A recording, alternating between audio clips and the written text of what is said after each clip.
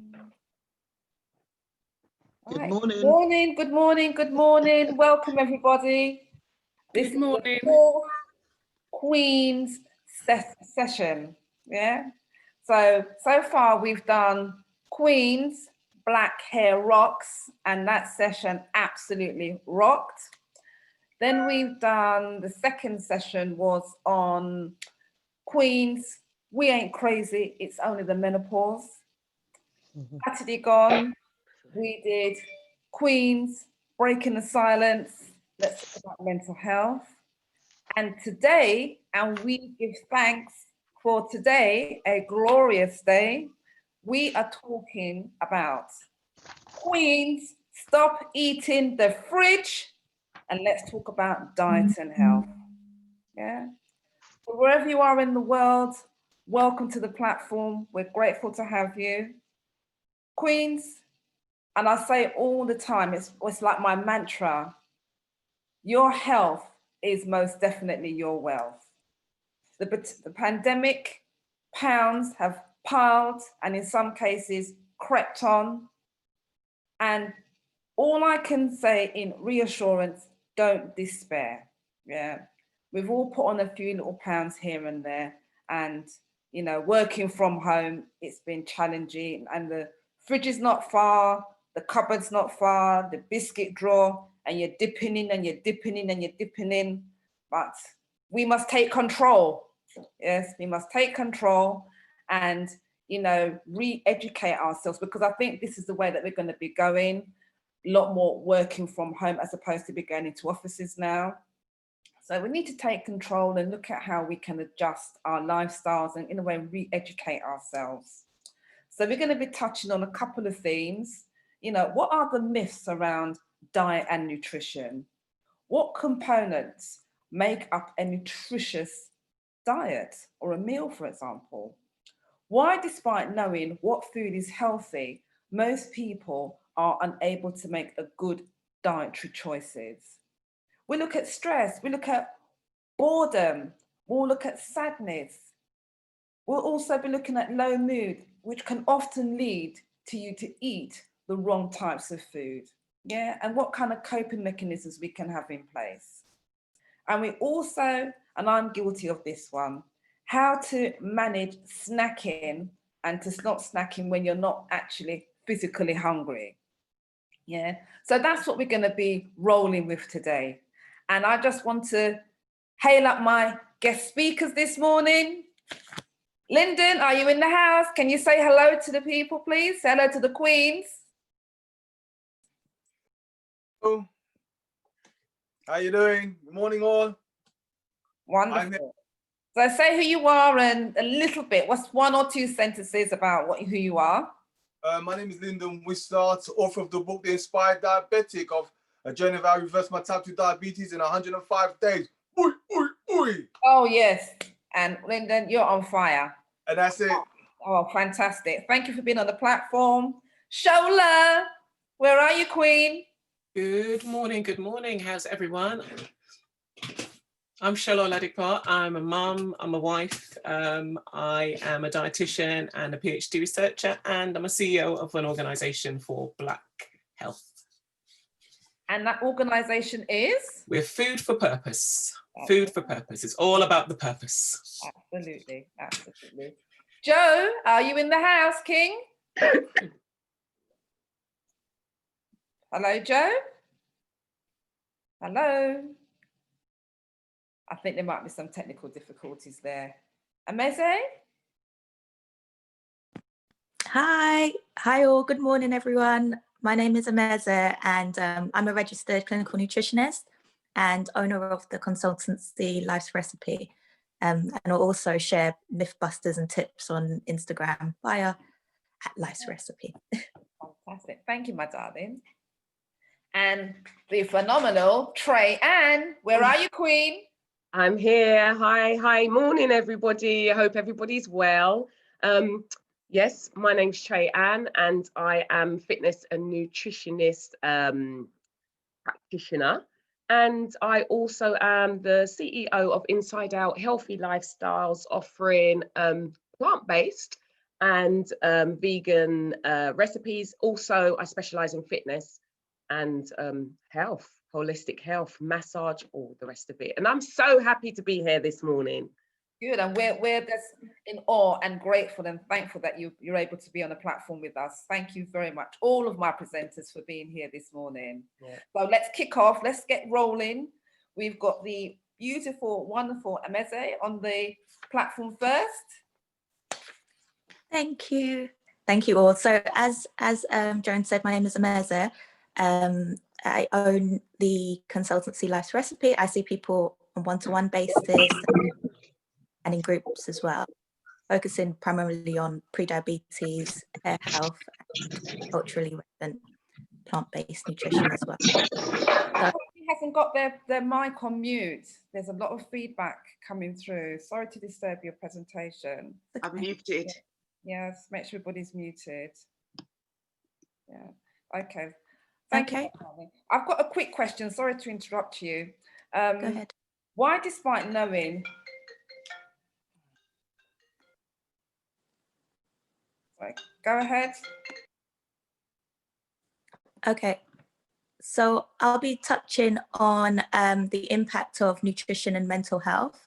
I'm not able to share my slides today because my webcam decided to pack up. So you'll be hearing me via my phone. And I think it's quite timely to talk about nutrition and the link with mental health as well.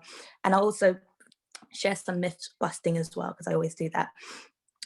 Because, you know, the whole lockdown has happened and it can affect us as well. So, and it's also something that's not really spoken about much as well.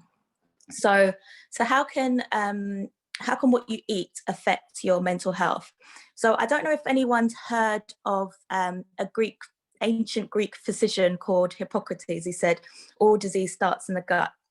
Now, while this is not entirely true because of genetics, etc., a lot of illnesses that we experience stem from our gut. And it's not only since like the 20th century that there's been a greater focus that's been placed on the gut. And also researchers have been finding a link between our gut and our brain, sometimes also known as the gut-brain axis as well. And so, yeah, so there's like, nutritional neuroscience has been continually shedding light on the nutritional factors that are intertwined between nutrition and human behavior and emotion. And there are hundreds of neural processes that are going on in our bodies and in our brain. And without the proper balance of nutrients, this complex system, which is our body and our brains, can't function at its optimal level. Okay, so what's the link between nutrition and mental health, or nutrition and depression in this case? So some studies have shown that many of the easily noticeable food patterns that precede or come before depression are the same as those that occur during depression, which includes skipping meals or a dominant desire for sweet foods. And one study that was carried out in 2009, and this was with over 3,000 adults who were not initially depressed, showed some really interesting results when it came down to depression. So this study aimed to explore the association between dietary patterns and depression. So it wasn't focusing on a particular nutrient or anything. It was looking at the overall dietary habits, which is actually quite useful because it represents us as, you know, just common every day. This is our dietary habits as opposed to one single power nutrient, which some people like to focus on. So after 5 years of studying these participants, they found that those with the highest whole food consumption pattern, i.e. majority of foods consisted of fruits, vegetables, whole grains, healthy fats, they had a lower odds of depression than those who didn't have majority whole foods. But what was even more striking was those who had a high consumption of processed foods had increased odds of depression. So processed foods included sweetened desserts, fried food, processed meats, refined grains, and high-fat dairy products. So this study concluded that a processed food dietary pattern contributes to the risk of depression, whereas a whole food pattern is actually quite protective. So that's quite interesting. So that's a whole food diet of rich in whole grains, fruits, veg, and ensuring that we're keeping our plate as colorful as possible. So if we're having fruits and vegetables as colorful as possible, so that's your reds, yellows, purples, greens, whatever, because they all contain different nutrients and all contain different types of antioxidants as well, which are really good and protective for your system as well. And it's also really key that we're ensuring that we're having a balanced amount of carbohydrates, fats, and protein, which are also called our macronutrients. Now, I know that there are many fad diets that promote weight loss by eliminating or drastically reducing a certain food group, for example, low carbs or no carbs. But I will explain to you in a second why this may actually be damaging, not only to your health, but to your mental health also. So I'll touch briefly on protein, carbs, and fat with reference to how they can support your mental health. So in terms of protein, so many of the neurotransmitters, so basically just things that send messages in your brain, are made from amino acids. So amino acids are the building blocks of protein. So there's various amino acids that make a protein. So examples of some neurotransmitters include serotonin, otherwise known as the happy hormone. I don't know if anyone's heard of that, but serotonin is sometimes known as the happy hormone. And that's made from an amino acid called tryptophan. So just remember that tryptophan and serotonin, because I'm going to come back to it in a second. And another neurotransmitter is called dopamine, which sparks the reward motivated behavior. And this is made from an amino acid called tyrosine. So if we lack any of these amino acids, there won't be enough dopamine or serotonin. And lack of that is associated with low mood, difficulty sleeping, and sometimes even aggression. So it just shows you that in terms of proteins, they're very, very important for our health, but also our mental health also. Now, moving on to carbohydrates. So you remember you just heard me talk about the amino acid tryptophan and how it's used to make the neurotransmitter or hormone serotonin, also known as the happy hormone. However, for it to make serotonin, the happy hormone, so for tryptophan, the amino acid, to make serotonin, the happy hormone, tryptophan needs to somehow get to the brain to make this serotonin. Now, this is where carbohydrates come in. So carbohydrates act as a carrier to carry tryptophan through the blood-brain barrier to make serotonin. So this is why it's really important that we need carbohydrates to make serotonin, which is our happy hormone. So don't neglect the carbs. And also, carbs are our body's and our brain's preferred energy source. So I don't know about you, but I would say let's give the brain what it wants.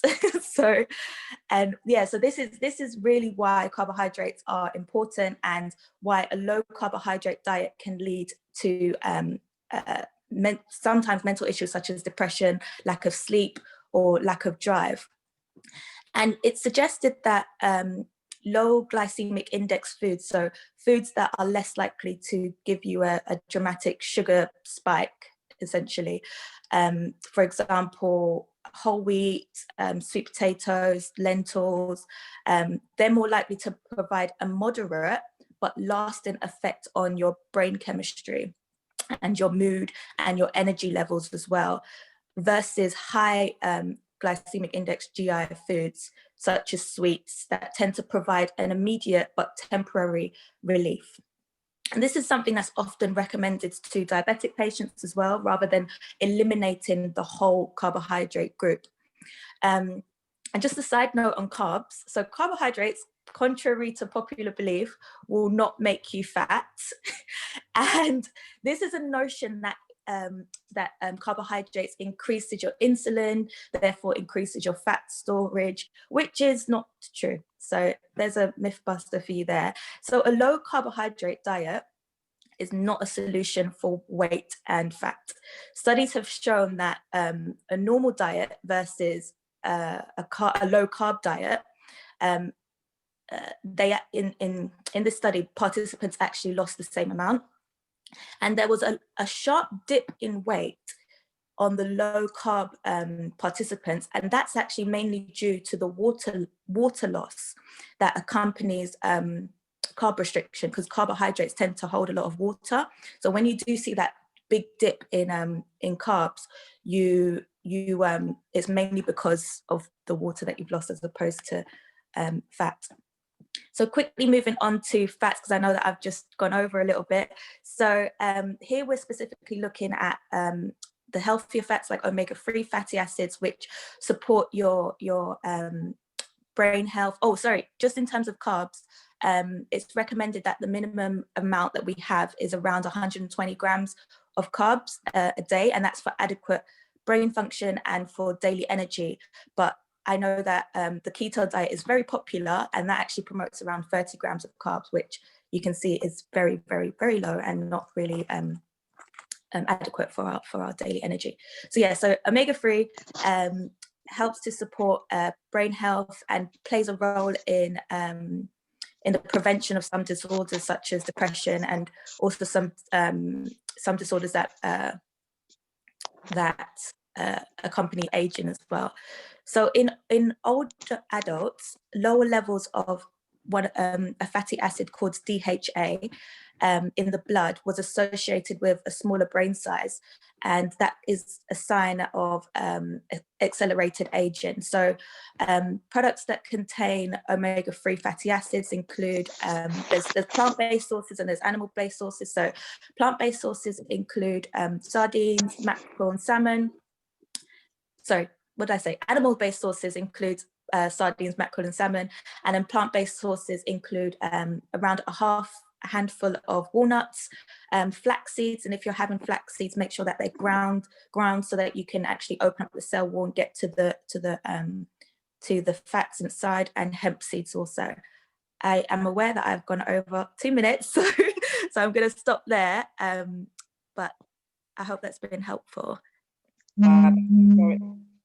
That's been very helpful. Thank you very, very much. And I like what you say in regards to give the brain what it needs. So that was really kind of insightful. And these fatty diets, I think really we just need to eat properly, don't we, and get the balance. Exactly, that's it, balance. Yeah. Keyword there, balance. Yeah. Thank you very, very much. I know we're going to slightly run in a little bit behind time. So, Joe, I do have a question to ask you. I was about to ask, and then we got the interruption. My apologies for that. So why, despite knowing that food is healthy, most people are able to make good diet choices? Oh, sorry, at the beginning. I missed what you said at the beginning. Oh, sorry. I was asking why, despite knowing what food is healthy, most people are unable to make good diet choices. So why do you think that is? We're creatures of habit. So if it's a habit that we've developed, habits are really easy to develop, but they do take time, but it's even harder to sometimes undo those habits. So for example, many people know how to drive. It becomes an unconscious thing that we do. Now, to unlearn how to drive is quite difficult, because it's now become something that's quite innate to us. So for example, if our habit is to, let's say, get up in the morning and go, straight on our phone as opposed to go out for a walk or something like that, it's something that we've done habitually. So it's something that now becomes automatic. So now it's a case of actually addressing and pinpointing those automatic thoughts that we have, bring them to the forefront and actually work through them to see how we can change them. And it's one by one. It's not just saying, okay, no, do you know what? I'm gonna do it all at once. It's like, no. So just pinpointing where you are actually, where you feel like your habits are causing you to have unhelpful behaviors, and taking them one by one to make those changes. So, and sometimes I call it the problem solving wheel. So when is this happening? Where is this happening? Why is this happening? How am I feeling? Who's with me? What am I eating? Things like that. So just taking it step by step. Absolutely. To make the changes one by one. Because obviously, you know, one of the key things, you don't want to fail. You know, you want to achieve a good outcome. So it really is recognizing and identifying what it is. And like you say, you know, right, I'm going to drink a bit more water. I'm going to walk a bit long. I mean, you just sort of factor things in gradually to make that big, hopefully that big eventual change. Yeah, exactly. Yeah, bit by bit. So take that on board, ladies. Take that on board, queens, bit by bit. That's a really good tip. A really good tip. Thank you very, very much, my darling. Wonderful presentation. Wonderful. So we now have Mr. Joe Dash. Are you in the house, King? I know he's here. I've seen him come up. Joe, can you unmute yourself? Hiya. Hello. Welcome. We were shouting out to you. Was you still in your Sorry, bed? Where was he? Was he in your bed? No, I was headed to the kitchen because I thought I was on at 8:45, so I was in the kitchen quickly. How's everyone doing? That was a great present. I caught the last bit of it. Amazing. That was amazing, by the way. Very informative. It was just, I love hearing that good, well-articulated breakdown of health. It was just amazing to hear you talk. I think that was dope. Thank you for that. Thank How's you. everyone doing? Good morning to everybody. Good morning. Good morning. Say hi, everybody. Say hi. Good morning to everyone. Morning, Joe. Morning, Morning. How's everyone doing? Morning, Joe. Fantastic. Morning. Man. Mute them again now so we're not getting the interruptions. So Joe, please, I mean, the other presenters, they've already introduced themselves and, you know, said what it is they do. So if you would be kind enough to do the same thing as well. No worries. My name is Joe Dash. I'm an author of The Melanin Effect. I also am a public speaker, educator, and I'm an intermittent fasting specialist. And I mainly focus on how health and biological science works specifically for melanated people, because when I was at university studying biology and all this stuff, I realized they were not talking to us. Our body does not work like that at all. So I took the liberty of studying melanin and how our health works and try to bring that energy to the public. And hopefully we can find some truth in that, because statistically we see how Black women for example, in the NHS are neglected because they don't understand our biology, because it's not the same. And I just try to basically bring a mixture of cultural science mixed with spirituality to mix with kind of biology, because our health is holistic. It's not kind of specific. The way we treat minerals, the way we treat nutrition is not the same. So my years of study is to talk about how melanated people's health differs completely. So when I was in university, I was always in that space of contradiction, because a lot of stuff did not apply because our genetics is different. That's what it is. So yeah, I speak about how health and melanin influences health, and our health is solely based around the functionality of melanin, because without that we will be unhealthy. So and looking into indigenous cultures, try to understand why we ate what we ate, and most of it was more fruit and veg based. And then it made me start to question the concept of why, you know, when we look at carbohydrates, proteins, all these things, and I look at how our ancestors ate and what made their biology, you know, optimal in health, it was different. And through understanding epigenetics, I started to understand, okay, there is a vast difference between our genes and what our genes require. So my area of study requires and focuses more on Black health.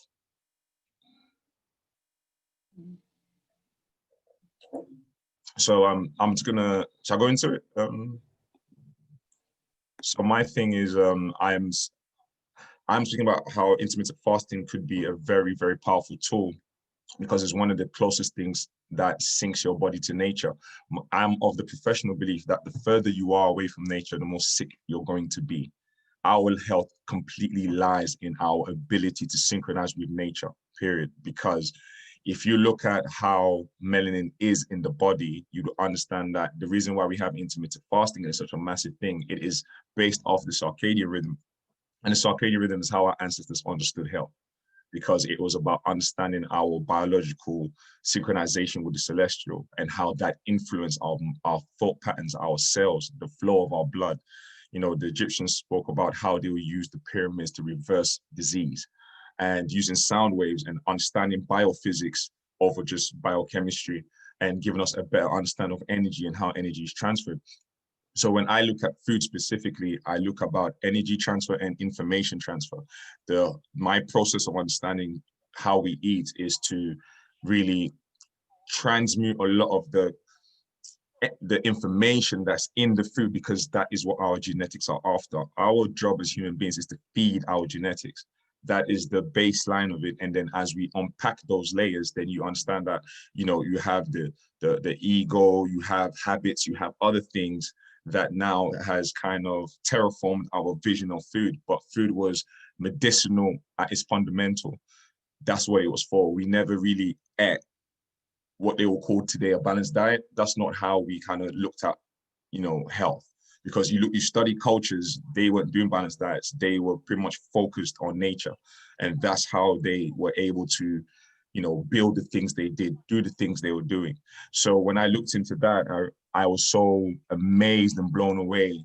And I felt like not enough representation in the science field spoke about our genetics. And when you try to access it, like if you access books on melanin, I had friends in Cambridge and those books were like £500. You know what I mean? A whole volume of melanin. And I was just like, okay, why is this £500? And how is my community going to benefit from this? So I bought it. And I started to really see how intermittent fasting and the circadian rhythm was a key kind of fundamental part of how we are healthy. So obviously intermittent fasting, for people that are not familiar with that concept, is just, you know, it's kind of like the best way to explain it is like a restriction periodically. So you kind of synchronize your body to feeding, because culture would dictate that there was a time for feeding, time for marriage, time for sex, time for making kids. That everything was synchronized in time. It wasn't sporadic and random. So when we synchronize people of melanated people into that whole nature, then we start to see ourselves come into ourselves, if that makes sense. So intermittent fasting looks at how we kind of calorie restrict periodically. So the most famous version of intermittent fasting that we are familiar with is the 16-8 rule, which is eating from 12 o'clock midday, and then stop eating by 8 p.m. the same day. And then you fast from 8 p.m. to 12 p.m. the following day. And that basically is following how our body works throughout the day. So the study of circadian rhythm is called chronobiology, and it deals with internal body clock. Animals work off internal body clock, so does the plants. Every living thing has a body clock, and that is what we function off of our whole lifestyle. Only humans ignore their body clock, but everything else in nature works synchronized with a universal rule. And the reason why I've helped hundreds of people heal and reverse things is because I understand that, one, we need specific things as Black people. The biggest mammals on land are vegetable and fruit based, the biggest mammals on land, right? And my concept of that is understanding that we are all similar in biology, but the difference would be is that what does our cells work at optimal with, versus if you went to Asia, if you went to the Scandinavia, and you went to the Caribbean, what does our genes predict? Why are we placed in the sub-Sahara on the equator? Why are we placed in these regions? Because those regions give us all the vitality we need. Remember, the concept of a balanced diet is European in its inception. You have to understand that nothing's indigenous about that concept of dieting. Like Africans, they look at having fiber and in fact, most of it was grains. And especially in the Middle Ages, we had grains as cereal. That was the big part of our diet. And that happened during the Middle Ages. And then you start to see it unravel into modern history, how to have mixed diets. But before the Middle Ages, when you go into antiquity, we didn't have that concept. A lot of stuff was veg and fruits based, especially in the sub-Sahara. So back to the intermittent fasting, it's such a great thing because when you restrict yourself in eating at certain times, your body's doing amazing work. So example, at night when melatonin kicks in and all these HGH hormones kick in, they help you do so much. They're anti-aging, they help you burn fat, they do so much stuff. Even autophagy, where you recycle proteins and create new cells and boost your immune system while you intermittently fast. When people eat late, you restrict your body from doing those great things, and now your body has to focus on the gut and create that digestion. So someone said repeat intermittent fasting. So intermittent fasting times, there's so many ways to do it. There's different versions of intermittent fasting. You can do anything from eating once a day, 3 times a day, 2 times a day. So it's not just not eating at all. So the popular one I mentioned earlier is you eat from 12 midday all the way to 8 p.m. the same day, and then you fast for 16 hours from that 8 p.m. that day to 12 p.m. the following day. That's just one version of it. When people are healing, then they kind of switch over to warrior fast if they're doing holistic healing, because when your body is healing, food is not the primary thing it wants. It wants medicinal things, it wants herbs, it wants your gut to rest, because 99% of disease start in the gut. So making the gut rest is a very much thing that our ancestors believed in, and we understood that. So what happens now is that when you restrict yourself like that and you don't overeat, right now we are intoxicated by food. Food has become our bait, and I always tell my clients, food is not your bait, because food is such a central part of our life, and we need to remember that our life does not revolve around food.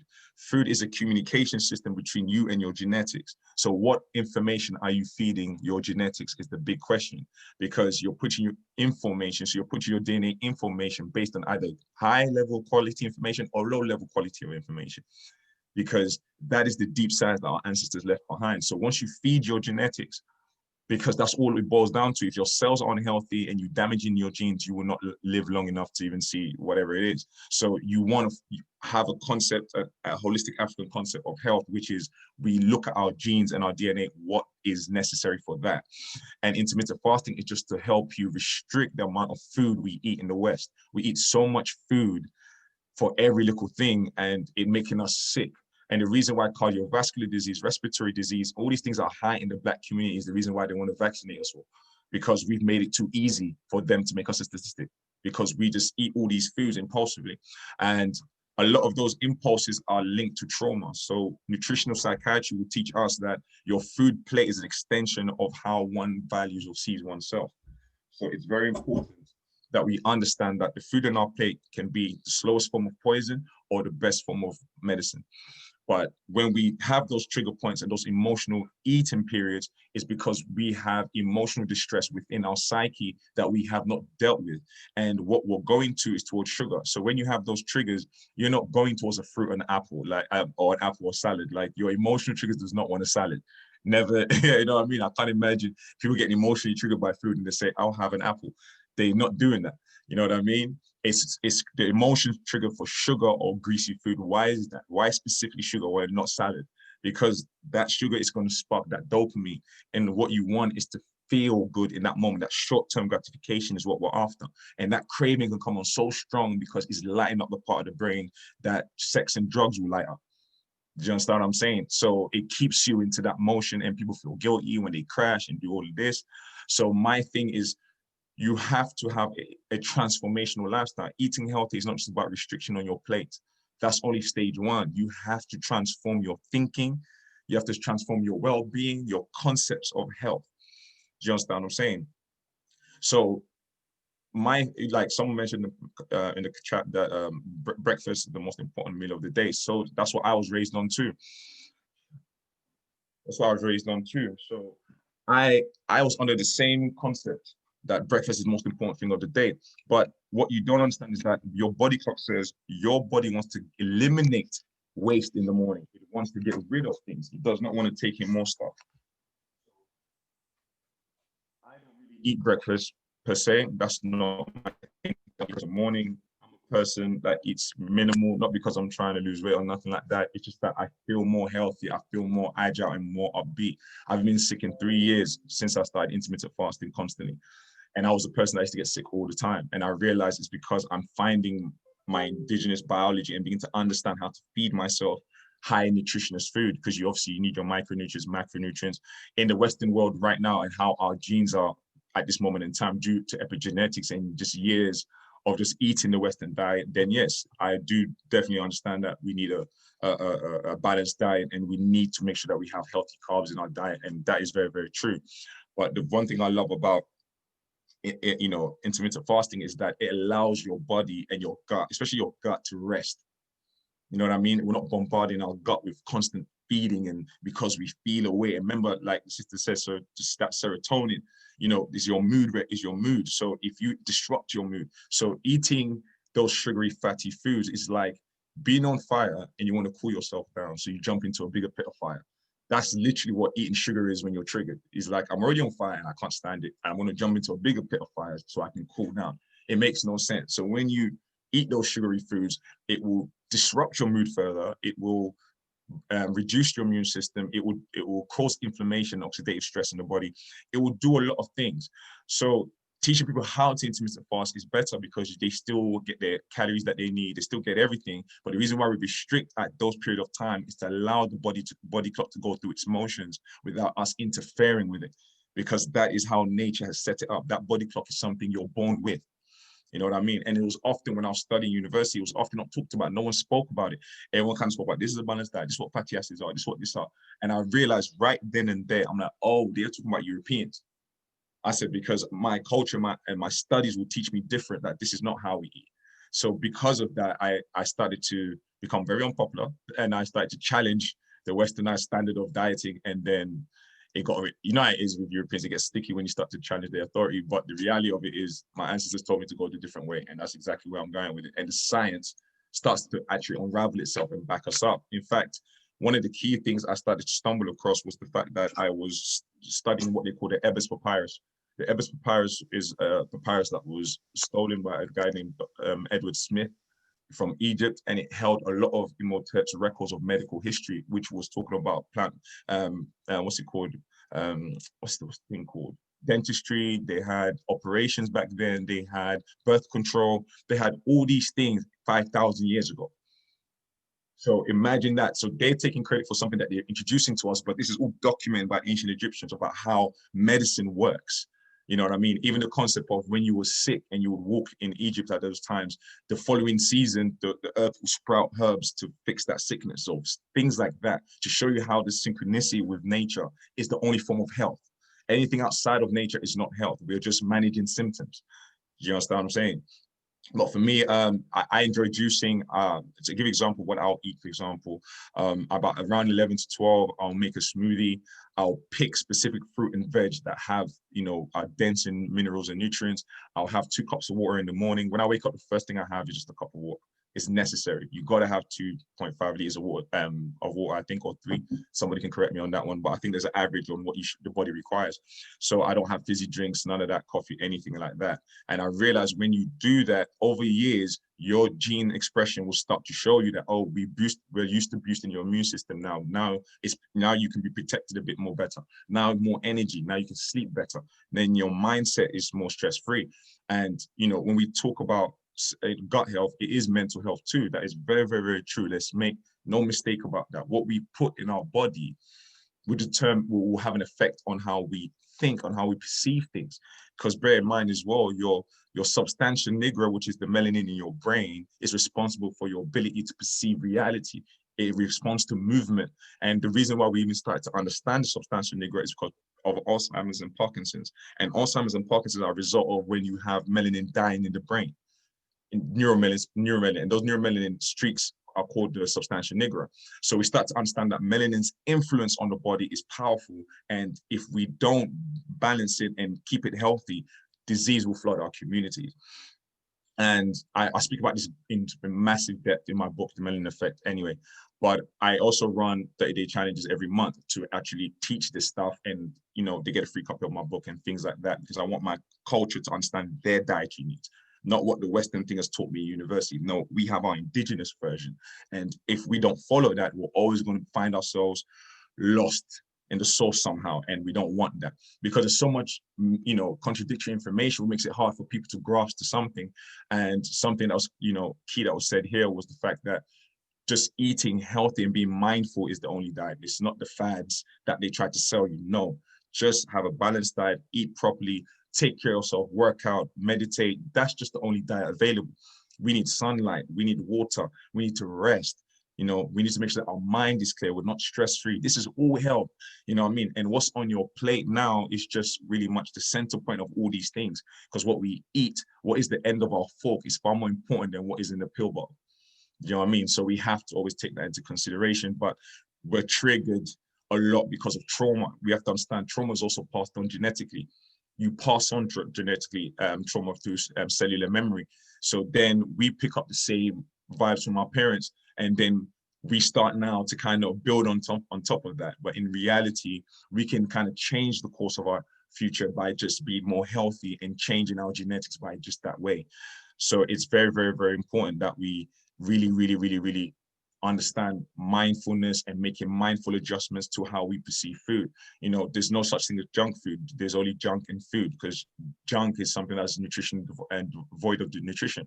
Because food is based on nutritional content. If it can sustain you, give you energy, repair, grow cells, cause metabolism, then it's food.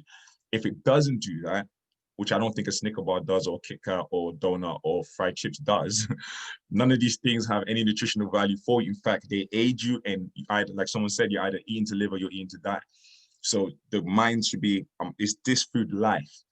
And what version of food is life on this planet? Nature. Right? That's the only food that's life. Do you understand what I'm saying? This is something that Sebi taught us. This is Dr. Lila. This is something that our scholars have taught us, that life is only in nature. Outside of that, there is no life. It's an emulation of that. You know what I mean? So that's why I really speak to people about nature. Understand your relationship with natural foods. And I'll end with Africans, and it's just a mindset we need to start shifting on. Africans always put the creator in everything we did, in the way we built our houses, in the way we weaved our cloths that we wore, our ceremonial stuff. What does nature look like, or what does the creator look like on your plate? It will look like nature. Do you understand what I'm saying? It was a big part of our whole cycle, spiritual being, of that the Most High is in everything. We weave him, or the Most High, into everything. So our food needs to look like nature. And the further away we are away from that, the more sickness we will find. Wow, Joe, I could sit here and listen to you all day. Powerful. Lyndon, I didn't even see you in the building. How you doing, Lyndon?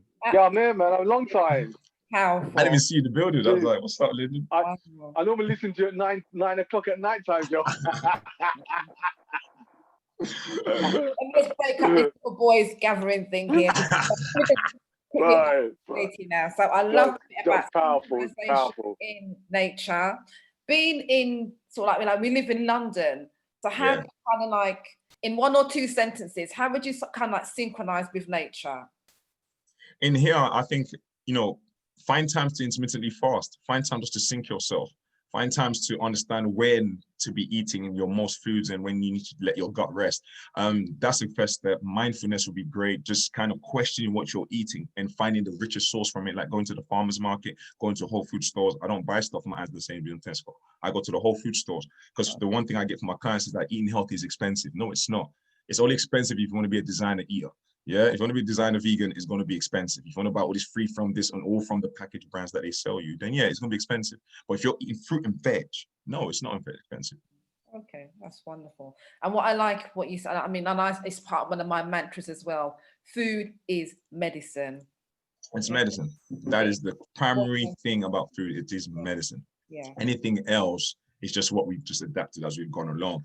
But it is medicine, and we need to treat it as such and not overindulge and deal with some of that emotional trauma instead of extending it onto your plate, because whatever your problems are, your answer's not in the fridge. It's not in the fridge. It's not in the fridge. Exactly. It's not. Your solution is not in the fridge. I promise you. It would only exacerbate the situation. I love what you say about juicing. Most people who know me, I am an avid juicer. I love juicing. Yeah, I love juicing. I blend juice. I do all of it. Yeah. So we're kindred there. We're kindred there. Thank you. Water, we can't stress.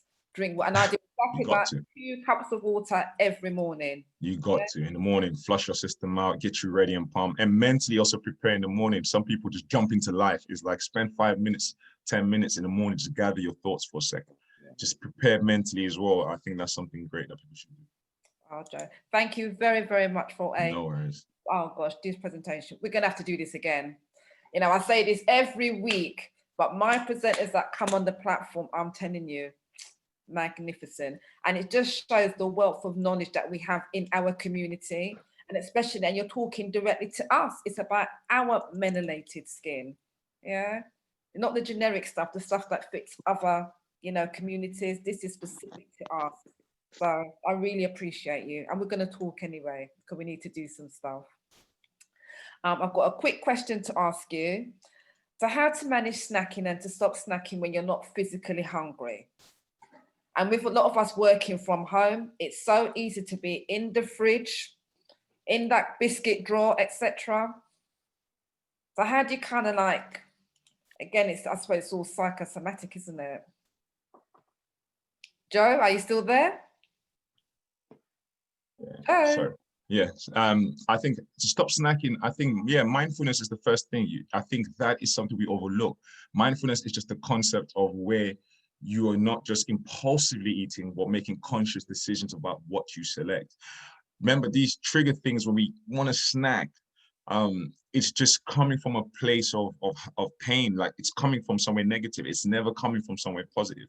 It may feel positive because that thought of having that thing drives dopamine in your blood, but in reality, it's not. It's you're hurting, and you need to look at those situations, because we need to face and have difficult conversations with ourselves and take that time to find out what's bothering you. Why is it bothering you? What do I normally do when these things happen? Writing down your thoughts is very key. When you have those trigger points, I tell my clients, write it down, right? So even if you eat what you want to eat, write it down. So after 3-4 days of writing it down, you can look at what you do and see your patterns.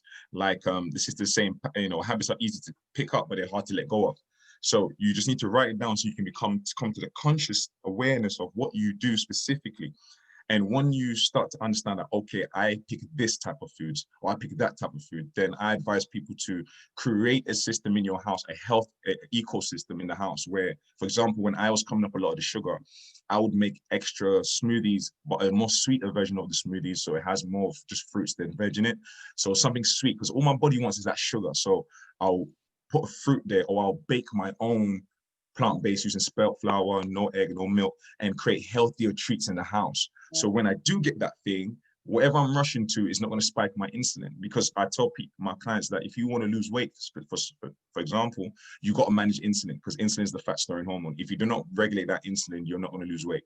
So I always kind of tell people, you know, you have to make your house eco-friendly in terms of health.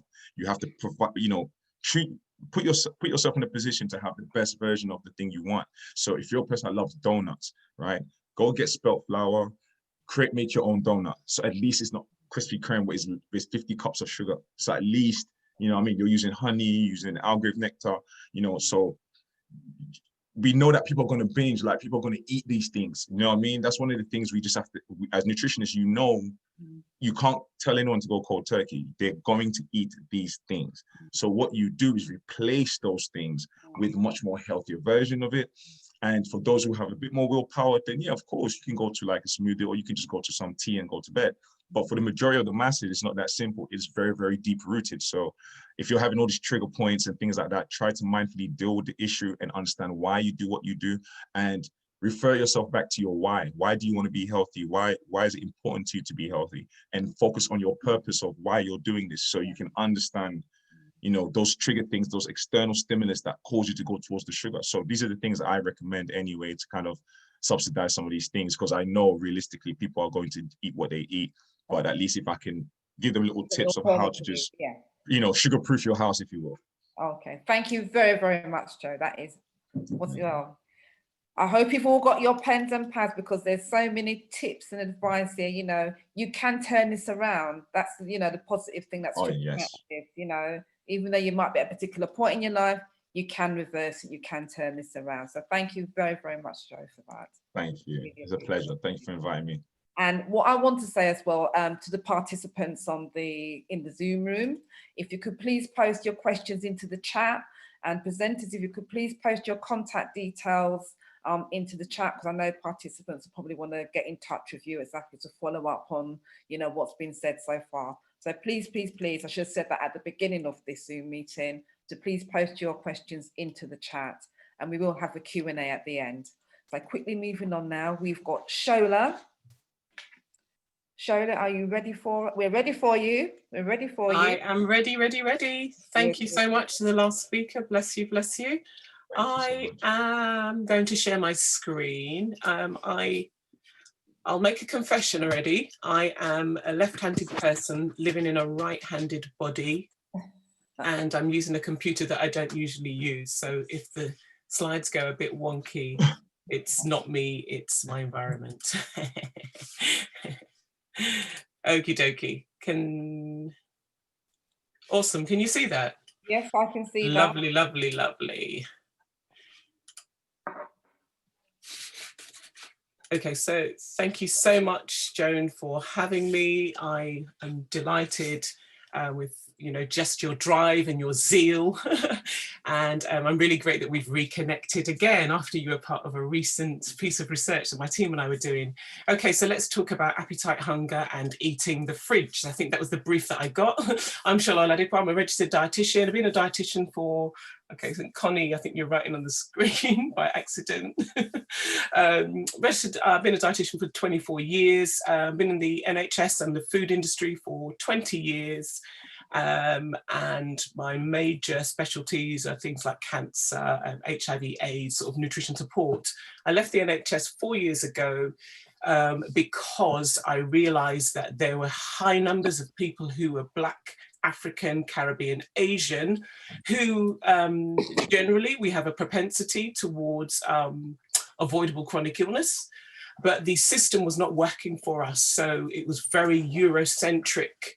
And in terms of, you know, the propensity towards avoidable chronic illness, you know, type 2 diabetes, obesity, hypertension, etc., there was kind of just like a one way of thinking. So, you know, we can talk about genetics, which, you know, a lot of data will show us that Black Asians have a higher, you know, it's in our genes, but actually there's some interesting information around epigenetics as well. I won't argue that, but there's a lot of data. The problem with data actually is that it really needs to be quite sound for people to listen to you. So the reason I left the NHS was actually so that I could start my own company, number one, and reach people. So talk to people about our food. So I'd see patients, and patients were tired. So obviously from my name, you can see I'm from Nigeria. Patients were tired to being told that they can't eat yam. You can't eat fufu. You can't eat, bami. And people are like, what?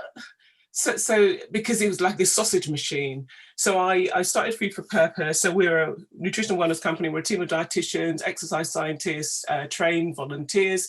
And basically we work with BAME communities. We have a very specific passion for the church, because one of the things is we know that a lot of people, a high number of Black people go to church, and often we're described as hard to reach. Another thing that really irritates me, and I hear it a lot, my team and I do a lot with the governments of public health to try and explain that Black and Asian people are not hard to reach. People are at the mosque on Friday, if you're looking for groups, and a lot of people are in church on Sunday. So we go and reach those mass groups where actually people trust their spiritual leaders more than the government. And certainly with things like COVID now, faith leaders have a lot more influence than local government, and therefore we do a lot of work in there. I'm also a PhD researcher and lecturer at Coventry Uni. My research is about Black health, so it's about health patterns and health habits. And yeah. So quick disclaimer from me, I'm a registered healthcare professional. Anything I say today, because I don't really know anyone individually, don't know about your medical records or about your drug history. So anything I say really is just advising you. It's sort of the tip of the iceberg, if you like. So if you're going to make any major changes to your diet, please do seek help from someone like your healthcare provider. It might be your GP, it might be your nurse. Don't just make changes, particularly if you're on particular medication. Generally talks like this for me are sort of what we call public health, and therefore just make sure that you're not just making changes because of what you hear here. You need to understand that any changes need to be quite individualized. Also, by virtue of these sessions, if you hear what you hear makes you think that you may be suffering from a medical condition, again, do seek advice from your healthcare provider. Okay, so did you know that we open our fridges about 15 to 20 times a day? And it's so interesting, we open our fridge often more than we actually, go to the toilet, which I find fascinating. And I think the speaker before was talking about elimination. And it's amazing that we've trained ourselves to this electric box. Usually in most kitchens, it's white or black or silver. This electric box has so much power over us, which I find quite fascinating. I think during COVID, we probably open our fridges more than 15 to 20 times a day. And the question, I think, is why? So often it's because it's either we're hungry, or it's either we are being fueled by our appetite. And hunger and appetite are not even, they're not even close relatives, actually. They're quite different entities. Hunger, I like to think of, beg your pardon, there's the technophobe. That's my excuse anyway. Hunger and appetite are often used interchangeably, but they're not the same at all. Hunger is physiological. Hunger is like, your car is low on fuel. It runs on a specific fuel, let's say diesel for the sake of it, even though the government's trying to get rid of them. Let's say diesel. You would not put unleaded fuel into your diesel vehicle. But equally, your diesel vehicle will not run if you don't fill it up. And hunger is like that. And I find it fascinating that cars are able to tell us when they're full. Have you ever filled your tank with petrol or diesel or whatever? What happens when it's full? You get the click. And I feel that, particularly in the Western world, we have been so surrounded by food. Food has become so intertwined with what we are and what we do now that we actually don't hear the click anymore. We don't understand when we're full anymore. We don't understand when we're satisfied, and therefore we keep eating. So hunger is something about fueling. It's very, in terms of, I'd call it quite biological hunger. Your body is giving you a signal that you need to fuel up. Appetite, however, is not necessarily hunger at all. It's a desire. It's sometimes maybe a result of hunger, but probably not a biological hunger in terms of fuel. It's often by emotions or your environment. So it's almost usually about a particular substance, and it's usually about want. So hunger and appetite are two quite different entities. Often people describe it this way. So people will call hunger physical hunger. So the physiological or biological hunger, and emotional hunger. That's usually appetite, I want. So physical hunger is I need, the body needs. And often physical hunger comes on quite gradually, actually. And people postpone it. It's something that you feel that you can kind of postpone. Unfortunately, we shouldn't actually postpone it. It can be satisfied with any type of food. That food may not be meeting your need. Once you're full, you can actually stop eating. This is physical hunger. And if your system is in balance, we've talked a lot about balance, signals will go from your gut to your brain, and your brain will say, and the brain tends to speak very quietly. It usually says, stop eating now. But we live in a world where we eat our meals full of distractions, and your brain is saying to your stomach, stop eating now. But your stomach can't hear because you're watching telly, because you're not eating mindfully, you're just really kind of shoveling it in. Sometimes we're not even aware of, the quality of what's on our plate. And I'm fascinated, I have this thing about cars. We know so much more about what's under the bonnet of our car, but actually in terms of the bonnet of our fridge or on our plate, we seem to be quite happy, to just throw it into our bodies. Physical hunger usually causes satisfaction and doesn't cause guilt. Emotional hunger is quite different. It comes on quite suddenly and it's quite urgent. Usually it's down to cravings, and usually they're high-fat foods. And just some examples here. With emotional hunger or appetite, you usually eat more than you normally would. So that, again, there's a loss of control here because it's a want.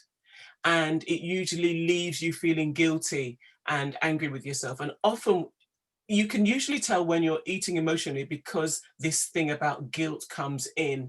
And I think I love what the former speaker said. Animals do this very well. Animals tend to stop eating when they're full. And I think what happens with animals is man often has interfered so much, even with animals. In nature, you don't see obese animals, but you do see domesticated obese animals because man has interfered and started giving animals what they don't need. So you're having a biscuit because you've got this emotional hunger. And guess what? You give it to Fifi, the cat, and all of a sudden Fifi is obese.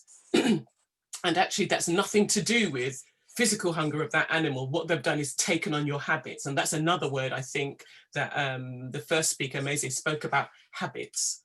So let's talk about true hunger then. As I said, it's physiological, although it can be disturbed during trauma. What I say that from a background of, when I talk about trauma, I'm talking about injury or illness. So physiological hunger is your body needs fuel. However, that can be disturbed depending on, whether if you're not well, you may need tube feeding, and even some kinds, often some eating disorders. Your body is hungry, but actually the host is going through trauma, and therefore they're not eating. Some of the signs are you feel dizzy, you have low blood sugar, so low blood glucose, you have headaches, you actually feel low. And I think Amnesia spoken at the beginning about serotonin and dopamine. And it's so interesting that often people feel low if they are hungry. They feel tired, and often you get stomach rumbling. And stomach rumbling, often people think that it's, excuse me, my stomach's rumbling, I'm so sorry. They try to suppress it, but actually that's a signal. That's a point there where your body, your stomach, and the mechanisms in your stomach, the gut hormones are actually preparing for food. So you will hear the rumble because peristalsis, your stomach has started to practice pushing food into the gut, and the gut's like, hey, nothing's there, nothing's there. So, but your stomach is like a muscle, and it's starting to move. Point of caution though, we often mix true hunger with thirst. And one of the most important things I think with, particularly with obesity, is that we need to drink more. A lot of us are physiologically quite dry. How do we know we're dry? Check your wee, check your wee, check your wee. We're such a funny sort. Sometimes, we go to the loo, we eliminate, but we don't check what's there. You can tell whether you're not drinking enough. Your urine tends to be quite dark. So really and truly, if you're drinking adequate amounts, you'll find that your urine is clearer, a light straw yellow color. So different type of hunger is entertainment and event hunger. And this is so interesting. Now, this is like, you're not hungry. This is emotional hunger. Fascinating. I did mention I'm also a church leader, and obviously we always get invited to a whole heap of things. And in our events, Black people, there's always food. And it's amazing how, you're coming from home. You are not hungry, but now you're at this event and we have what I call buffet syndrome. We see the buffet and we've forgotten that we just ate a lovely meal, a lovely, beautifully balanced meal, but we have this event hunger. All of a sudden we're hungry. Have you noticed the marketing of popcorn? You walk into a theatre or a cinema and the smell catches you. You're not hungry. You just had a beautiful plate of food, but you walk in and we have what I call eating amnesia. We forget that we ate, and all of a sudden the excitement comes in. Excitement is one of those things that often can make us eat as well. Ask people that overeat and drink. They're out at an event or at the pub, they're having a few pints with their mate, they get overexcited and they can't even remember how much they've drunk. Eye hunger, we eat because it's there. So let's make it not there. Physically distance yourself from it. One of the big tips is we get really distracted, especially when we're eating from packets. And one of the remedies is take charge.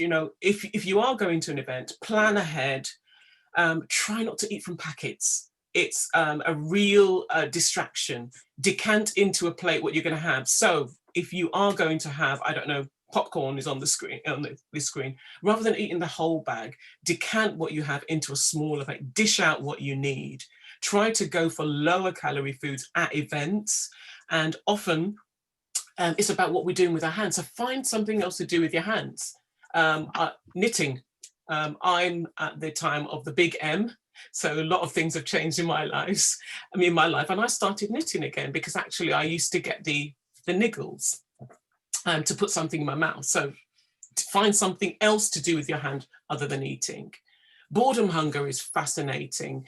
You know, people need something to do. And then where do we go? We go to the fridge. That's probably why we open it 15 to 20 times a day. I've noticed with a lot of clients that it's higher during COVID-19. I think second time around, very interesting in terms of weight gain pattern.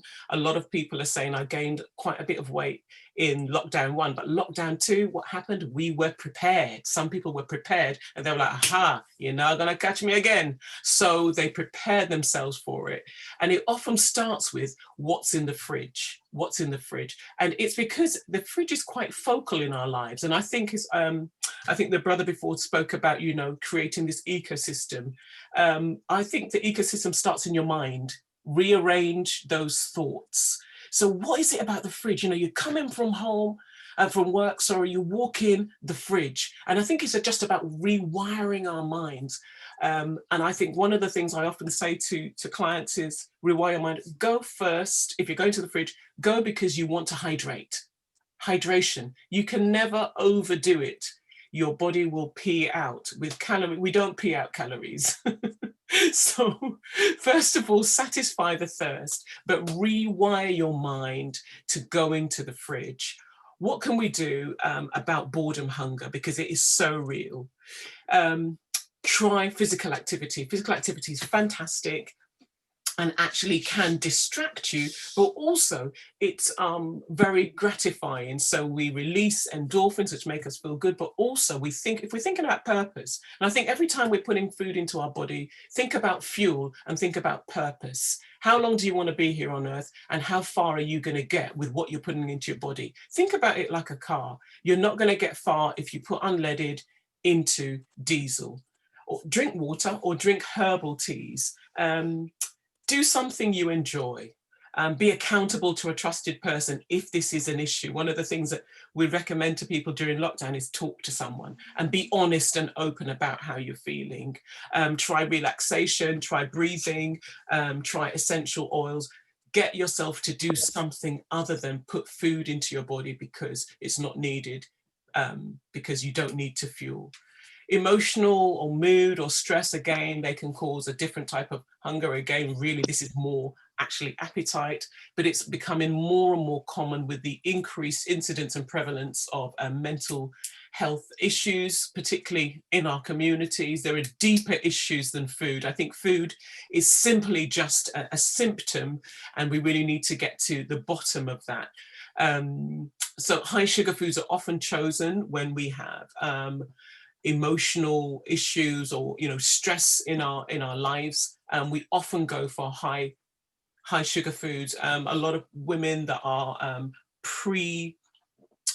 menstrual or have hit the big M, you might find that you have an increase in a desire for sweet foods. That's often because we have a deficiency in our bodies. And what happens is the trigger is pushing you towards something that will satisfy that sweet craving. What can we do about it? Stop and focus on what is up. Rather than just satisfying the symptom, go to the root. What is exactly is wrong? And try where you can to eliminate the cause. Sometimes you just need to talk about it. And often the best place to be talking first is to yourself, Think about the implications of doing it. So if I do this, am I going to be able to fulfill purpose? Is my vehicle going to run smoothly? Think about health, which is actually your wealth. Relaxation, again, talk or some spiritual activity can help.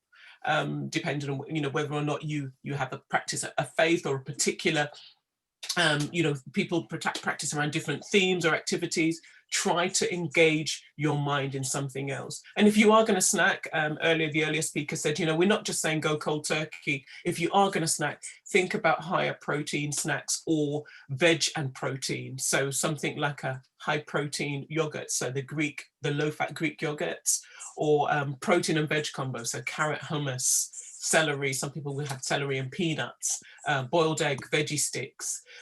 Think about those.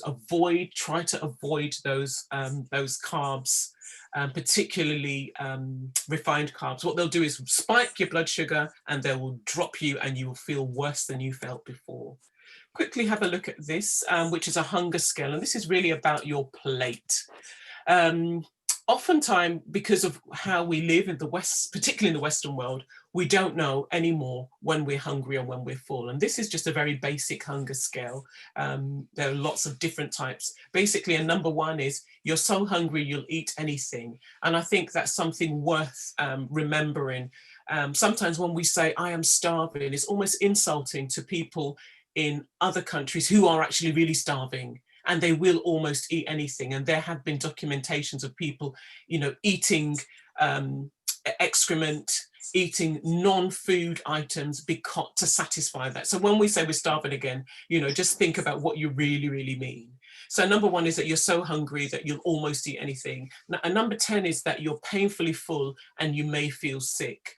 Number 9 is stuffed and uncomfortable. And I think over the years, you know, in my 24 years as a dietitian, it's interesting now that a lot of people don't stop eating until they're stuffed and uncomfortable. Often as Black people, I find, and no shade here at all, I find that it starts from childhood. As parents, we need to be careful how we are forcing our children to have a poor relationship with food. So typically, you know, as a Black African parent, if you don't eat that food, you're not going out today. I will kill you if you don't eat that food. We don't waste food in this house.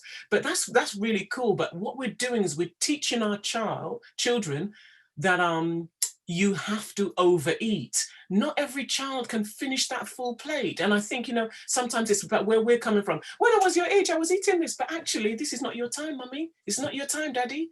We need to really allow our children to have a healthier relationship with food. So often our children are stuffed and they're not allowed to leave the table till they're a number 9, but actually we should stop eating when we were 6, when we're satisfied. So we should stop eating just before we're satisfied and then drink water. So if you want to know when to eat, it's usually a 4. You feel the hunger pangs and your body's telling you it's time to eat. When to stop. If you want to lose weight, you should stop at a number 6 when you're satisfied, but you could eat a bit more. If we continue to eat beyond a level 7, we will continue to gain weight. And you might think nothing of it, you know, it's just a 2 or 3 pounds a year. Well, you know, I'm forgot my age, I'm 51 now. If I continue to do this every year, by the time I'm 70, it will be very, very difficult to maneuver. And remember, this is about purpose, to fulfill my purpose. Final one from me, quick tip is, as society has changed and we've become all, you know, electrotechrotonic and, you know, this digital age, we are messing about with the body's, what we call the body system, in simple terms, the body system. And therefore, night and day have become blended into one phenomenon now. And it's quite frightening because we know now a lot of data shows that people who don't get enough sleep tend to be have a higher risk towards avoidable chronic illness. So obesity, particularly type 2 diabetes. There's some cohorts that have, studies that are really interesting that show us. And that's often because when your body is awake, it feels that you either need to be, it feels that you're up and doing, and therefore you need fuel. And there are 2 hormones that are at play here. We've got leptin and ghrelin. Leptin tells your brain that you've had enough to eat, and without enough sleep, your brain reduces leptin and it raises ghrelin. Ghrelin tells you, or it's in line with, you know, eat more. And ghrelin is an appetite stimulant. And I'm finding, particularly in younger people now, especially first year of uni, kids go away because at home often, you know, parents are overseeing their sleeping time. They go away, they're living on campus, everyone seems to be up at night, and that ghrelin leptin balance has changed, and they come home in that first year of uni and a lot of them are put on at least 5 kilograms. And often it's because of that nighttime eating, and it may explain, I find that explains quite a few clients the reasons that we are gaining extra weight. So one of the things is go to bed on time, put your body to sleep, let your gut renew. Really important. And you've been amazing. Thanks for listening. I'll put my details in the chat. Thank you very, very much, Sho. That was really, really informative. And what I like, what I kind of like, what resonated with me, when you're talking about the hard to reach communities, which is an absolute myth. Because I mean, we've got 235 participants on the platform. So I don't know what's really hard about trying to connect with us, because we are all connected, aren't we? Absolutely. Well, we know that's a complete myth. So we're just putting it out there. Just putting it out there. So I've just got a quick question, and we're running a little bit behind time, so we might go over probably by about half an hour, I think. So what I wanted to ask are, it's really around myths around diet and nutrition. And what was your view on that? There are so many. I think I could make a tidy living just dispelling myths. I think two or three would be great. 2 or 3, okay. I think the first one for me would be that carbs are bad for you. And I think Amnesia focused on that early on. And I hear that all the time. And for me, I find it's quite a worry if we just look at our physiology. So, people argue the toss with me. And I'll say, I'm a researcher, I know this. And they'll say, no, I've heard, no problem. Just if in doubt, I think the former speaker spoke about, physiology and nature. Check your teeth. You have different types of teeth for different types of food. You have particular teeth that actually are for, mastication of plant foods. You have different types of teeth that are designed for biting into animal or fleshy foods, if you so desire. So, nature tells you that therefore we can choose to be herbivores, but we are an omnivorous species. A lot of arguments, particularly people who perhaps read scripture, will note that prior to the flood, man was actually a vegetarian, a herbivore. But let's not go into that. So first one for me is carbs are bad for you. Second one is this thing about apple cider vinegar.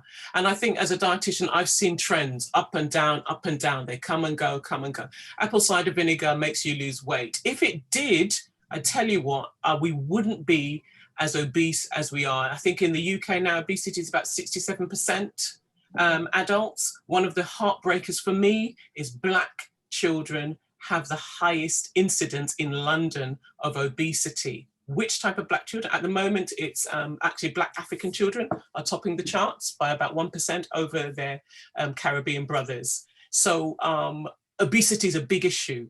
And obesity can be genetic, but I think a lot of it for children is they're just watching you, mummy. They're watching you, daddy. So apple cider vinegar doesn't alleviate obesity in any way, shape or form.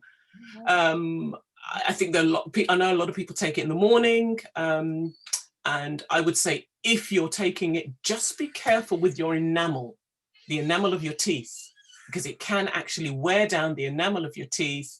Unlike hair, enamel doesn't grow back. The British Dental Association will tell you that once enamel is gone, it's gone. It doesn't grow back. And I think the third thing for me is, it's not necessarily a myth, but I think it's a trend which I think people need to be careful of, is juicing. And I know we've spoken about it, and I think the previous speaker has spoken about healthy juicing.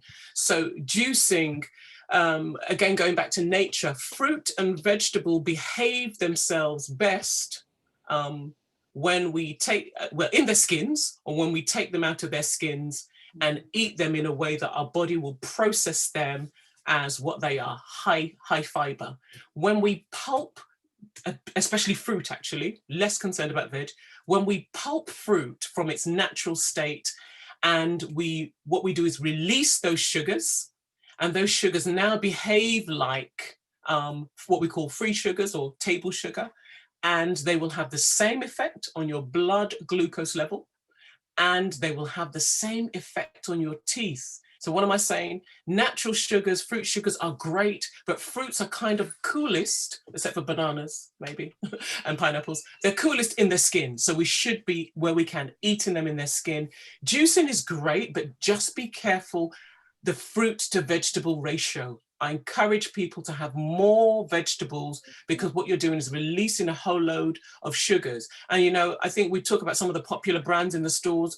Next time, check on that label how much sugar is in that smoothie. Some of those brands, Innocent is not so innocent. An average 250 bottle of Innocent and, you know, et al., because the shop brands do them, have about 7 to 9 cubes of sugar. And that sugar will, if you're not, if you're not active, that sugar will, can cause you to be obese, but it can affect your teeth. And for our skinny minis out there, our slimmies that are taking lots of refined carbohydrate, it causes fatty liver. And fatty liver will release what we call triglycerides into your bloodstream. Triglycerides, you know, moving around in the bloodstream, again, can cause other issues. So I think that was 3 from me. Okay, fantastic. Thank you very, very much. You're welcome. Wonderful, brilliant presentation. So I'm going to be quickly moving on. Lyndon, I know we're running behind time. Are you in the house? Here. I know you're I'm here. in the house. I'm in the house. Oh, thank you very much, Lyndon. The Inspired Diabetic. You got it on your T-shirt. You got the book behind you. You got it on the Well, if I don't do it, who's going to do it for me, you know? Yeah, and you, and, I mean, your journey, your story is so, it's amazing. It's amazing. Thank you. You know, and to be able to do what you've done. But I'm going to let you share with the people on the platform what your journey, your story, and, you know, what actually happened for you and why you're at this point in your life now. All right. Thank you very much, John, for having me on this morning anyway. It's an honor and a privilege to be associated with you. And so my name is Lyndon Wissart. I'm author of the book, The Inspired Diabetic, a book of my journey of how I reversed my type 2 diabetes in 105 days without prescribed medication. My journey is an interesting one because when I was diagnosed type 2 diabetes, I didn't even know what diabetes was at the time. Would you believe it? And I was diagnosed October 2015. And the only thing that I knew about diabetes is when I was diagnosed. I got a friend whose mother was diabetic. And when I went to see her, she looked at me, she said, Lyndon, the sugar get me. Yeah. And when she said the sugar get me, that means diabetes in Jamaican, you know, and that's like a death sentence. That is when they say the sugar get me. That's why they don't say diabetes. And the other time is when I met my cousin. My cousin was a type 1 diabetic, and he's got another story. But when he told me how he became type 1 diabetic, yeah, I told him he should write a book, do a journal, do a video about his journey. So he's the one who got me to where I am now in a roundabout way. But just to let you guys know, in the UK now, there's like 4.7 million people with diabetes. Yeah, okay. Worldwide, there's 400 million people with diabetes, and it's growing. 1 in 2 people don't even know that they are diabetic, would you believe it or not? Yeah. Every 22 seconds, somebody dies. Somebody loses a lower limb through diabetes, through pins and needles for the fingers or for the toes. Every 6 seconds, somebody dies from diabetes. Yeah. And this is how bad it is. But I didn't know these statistics when I was diagnosed. When I was diagnosed, I'm not going to go into the full details of my story because it's a long one, but the day that I was diagnosed and I went to my doctor, I had a pinprick, where they do a pinprick in your blood test in your finger, which has got a blood glucose pinprick, yeah? Mine was 15.9 and it was supposed to be 5, okay? They said I'd probably be diabetic, so they sent me for what they call is a HbA1c blood test. So the HbA1c blood test monitors your blood glucose levels for the last 3 months. So when I had my test, my HbA1c test, my results came back, mine was 92 and it's supposed to be 42. Yeah. So I was in a danger zone. And the only reason that I realized something was wrong is when my doctor looked at me and there was no smile on the face. It was a look of shock. And I thought to myself, this ain't good. This ain't good. So the first thing my doctor said to me, okay, we're gonna have to put you on medication. I said, what? Yeah, medication. So this is how it went. It's so funny. This is how it went. They said I go for your medication. My doctor went like that. Arms went straight to the medication straight away. Okay.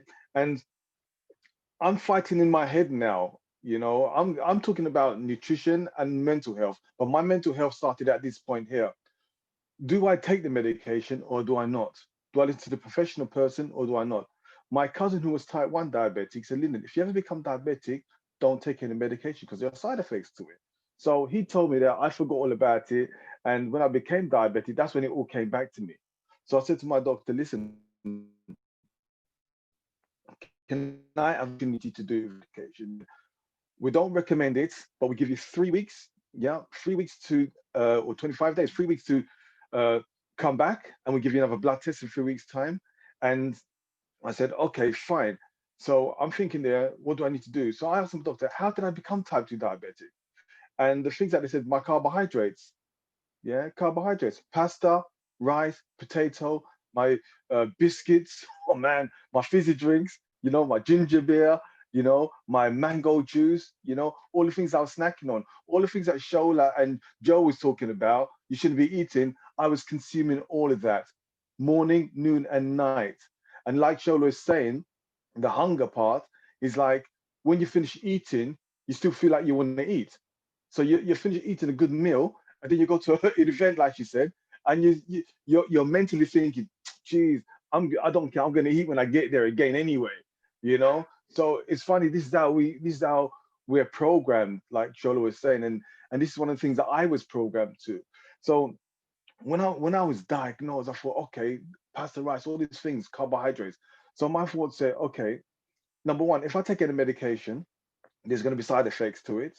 Okay, so my body's going to change. There's going to be adverse effects to my body. Number two, I'm self-employed. Yeah, so if I'm self-employed, if I'm ill, I'm sick, and I can't work, I don't earn. It affects me, my livelihood, and my family. So all the things else around me. So I'm thinking to myself, okay, Lyndon, what's your plan of action? So this is where my thoughts are coming in. What you need to do, and this is a disclaimer to everybody out there now, yeah? This is what I've done. This is my journey, my story, yeah? I'm not a medical person. If you want to do anything like I've done, yeah, consult with your doctor or your GP or your dietitian, anyone in the profession like that.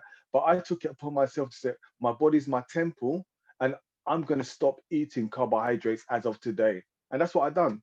Overnight, I went from black to white. I just stopped eating pasta, rice, potatoes, all the fizzy drinks that I've been drinking all my life, all the foods I've been doing all my life. I just think I'm of Jamaican background. My parents are Jamaican, okay, and I'm a chef for over 30 years.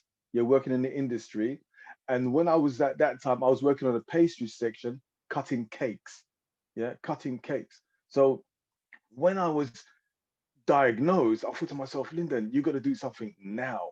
So when I started now, the first thing I thought to myself, okay, look at your body. What are the symptoms? So I had pins and needles in my feet.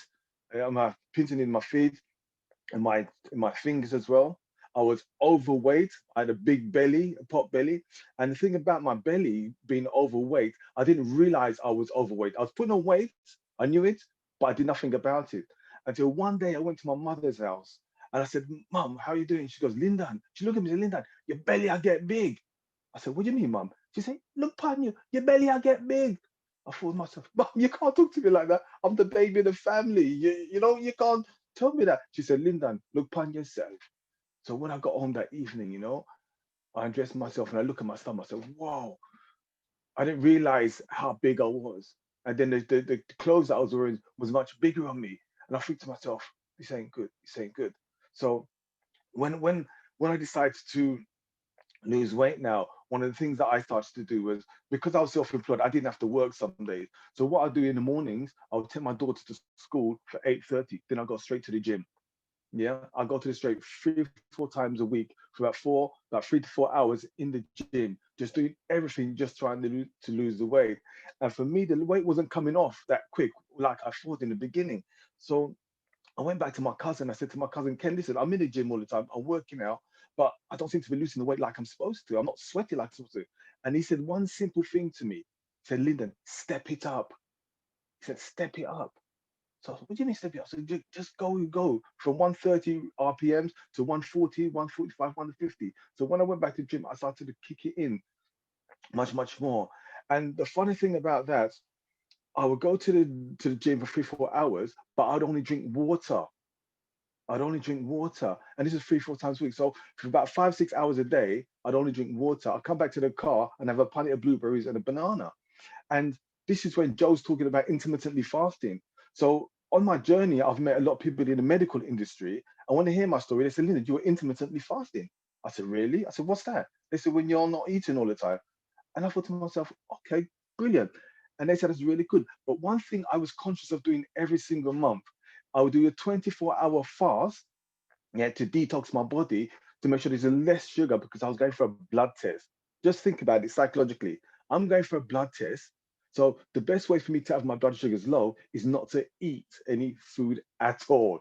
Yeah, no potato, no rice, no pasta, no fizzy drinks, no biscuits, nothing like that. So this is what my thoughts was for those 4 months that I was in. And one day I even went 27 hours without eating any food, just water.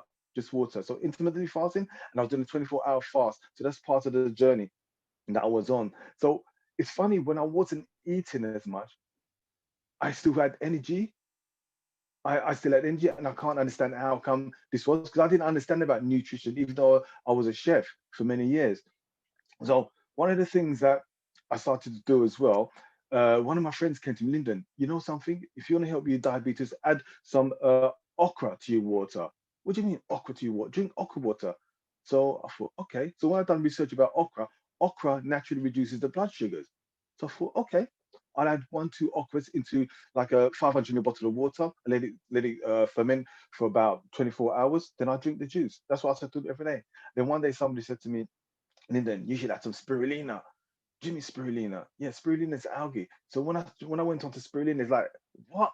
When you open the packet, the smell, it was horrible. But I thought to myself, wow, you know something? If this is gonna help me, I'm gonna take it. I don't care if it's gonna help me, because I went from eating meats, lamb, beef, chicken, turkey, everything, to stop eating meat. I literally went vegan in one way. You know what I'm saying? At one time, because I found out more about dairy, I started doing more and more research about food. So I cut out a lot of foods within my diet. Yeah. So when I started to cut out the foods in my diet, I thought I was only getting my proteins from meat, but there are proteins in other green vegetables.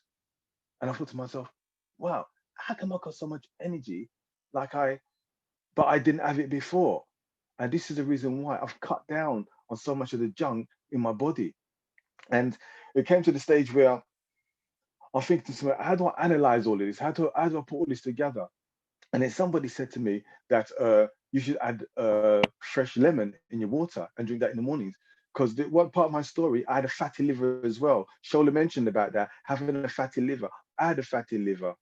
So what I used to do is have fresh lemon in the water with my okra water, my spirulina. I add all this together. But if you want to see what I'm drinking nowadays, it's crazy. The things that I have nowadays is in my water. I'll talk about that another time, and I did it on my website as well. But the thing about it, it's a short term of discipline. Short term of discipline. So within 25 days, my HbA1c from 92 went down to 77. Yeah, my blood glucose. With another 28 days, from 77, it went down to 60. And that's when I started to write the book. That's another story. From 60 down to 41. So 42 tells you if you're diabetic, 42 and above, 42 below, yeah, you're not diabetic. Yeah. Mine went down to 41 in a total of 105 days, yeah, without any prescribed medication. The 4 things that I put it down to when I analyzed everything that I was doing. The 4 things. Number 1, my mindset. My mindset. Yeah. My mindset was, what do I need to do now? What do I need to take out of my diet? What do I need to add to my diet? What do I need to do to heal my body? You know, this is why my book, Inspired Diabetic, yeah, is a good foundation to help people to get started on where to get started, where the mental health issues come in, what to do and how to do it. Because when I started, I didn't have the information or advice that I needed. It's only from my cousin Kenneth who gave me information. Number was my diet. Yeah, I was introduced to flavonoid foods. Flavonoid foods are foods that heals and nourishes the pancreas. With type 1 diabetes, yeah, is when the pancreas is not working, so it doesn't produce any insulin. Type 2 is when you got too much sugar in your system, or the pancreas is not functioning enough to produce enough insulin. Yeah. So at that time, I wanted to put some foods in my body that's going to heal my body.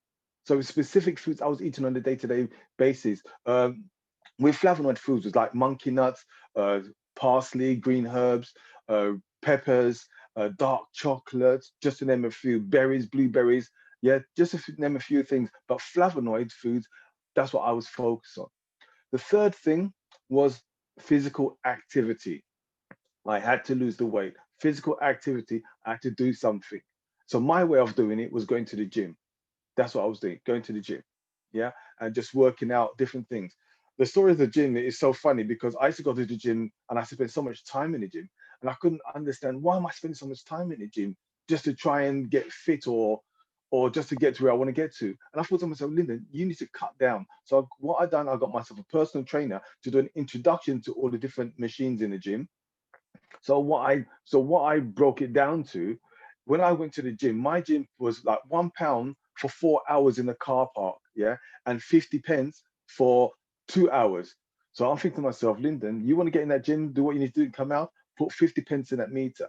So I put 50 pence in that meter, and I go into the gym and I had a routine. I'll be on a cross trainer, first cross trainer,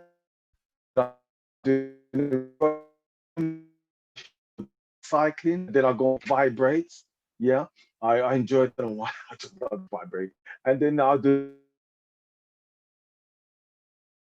it's like a movement for when you go skiing. Because I ski to myself every time before I go skiing, I can do some exercise to help me in that sense.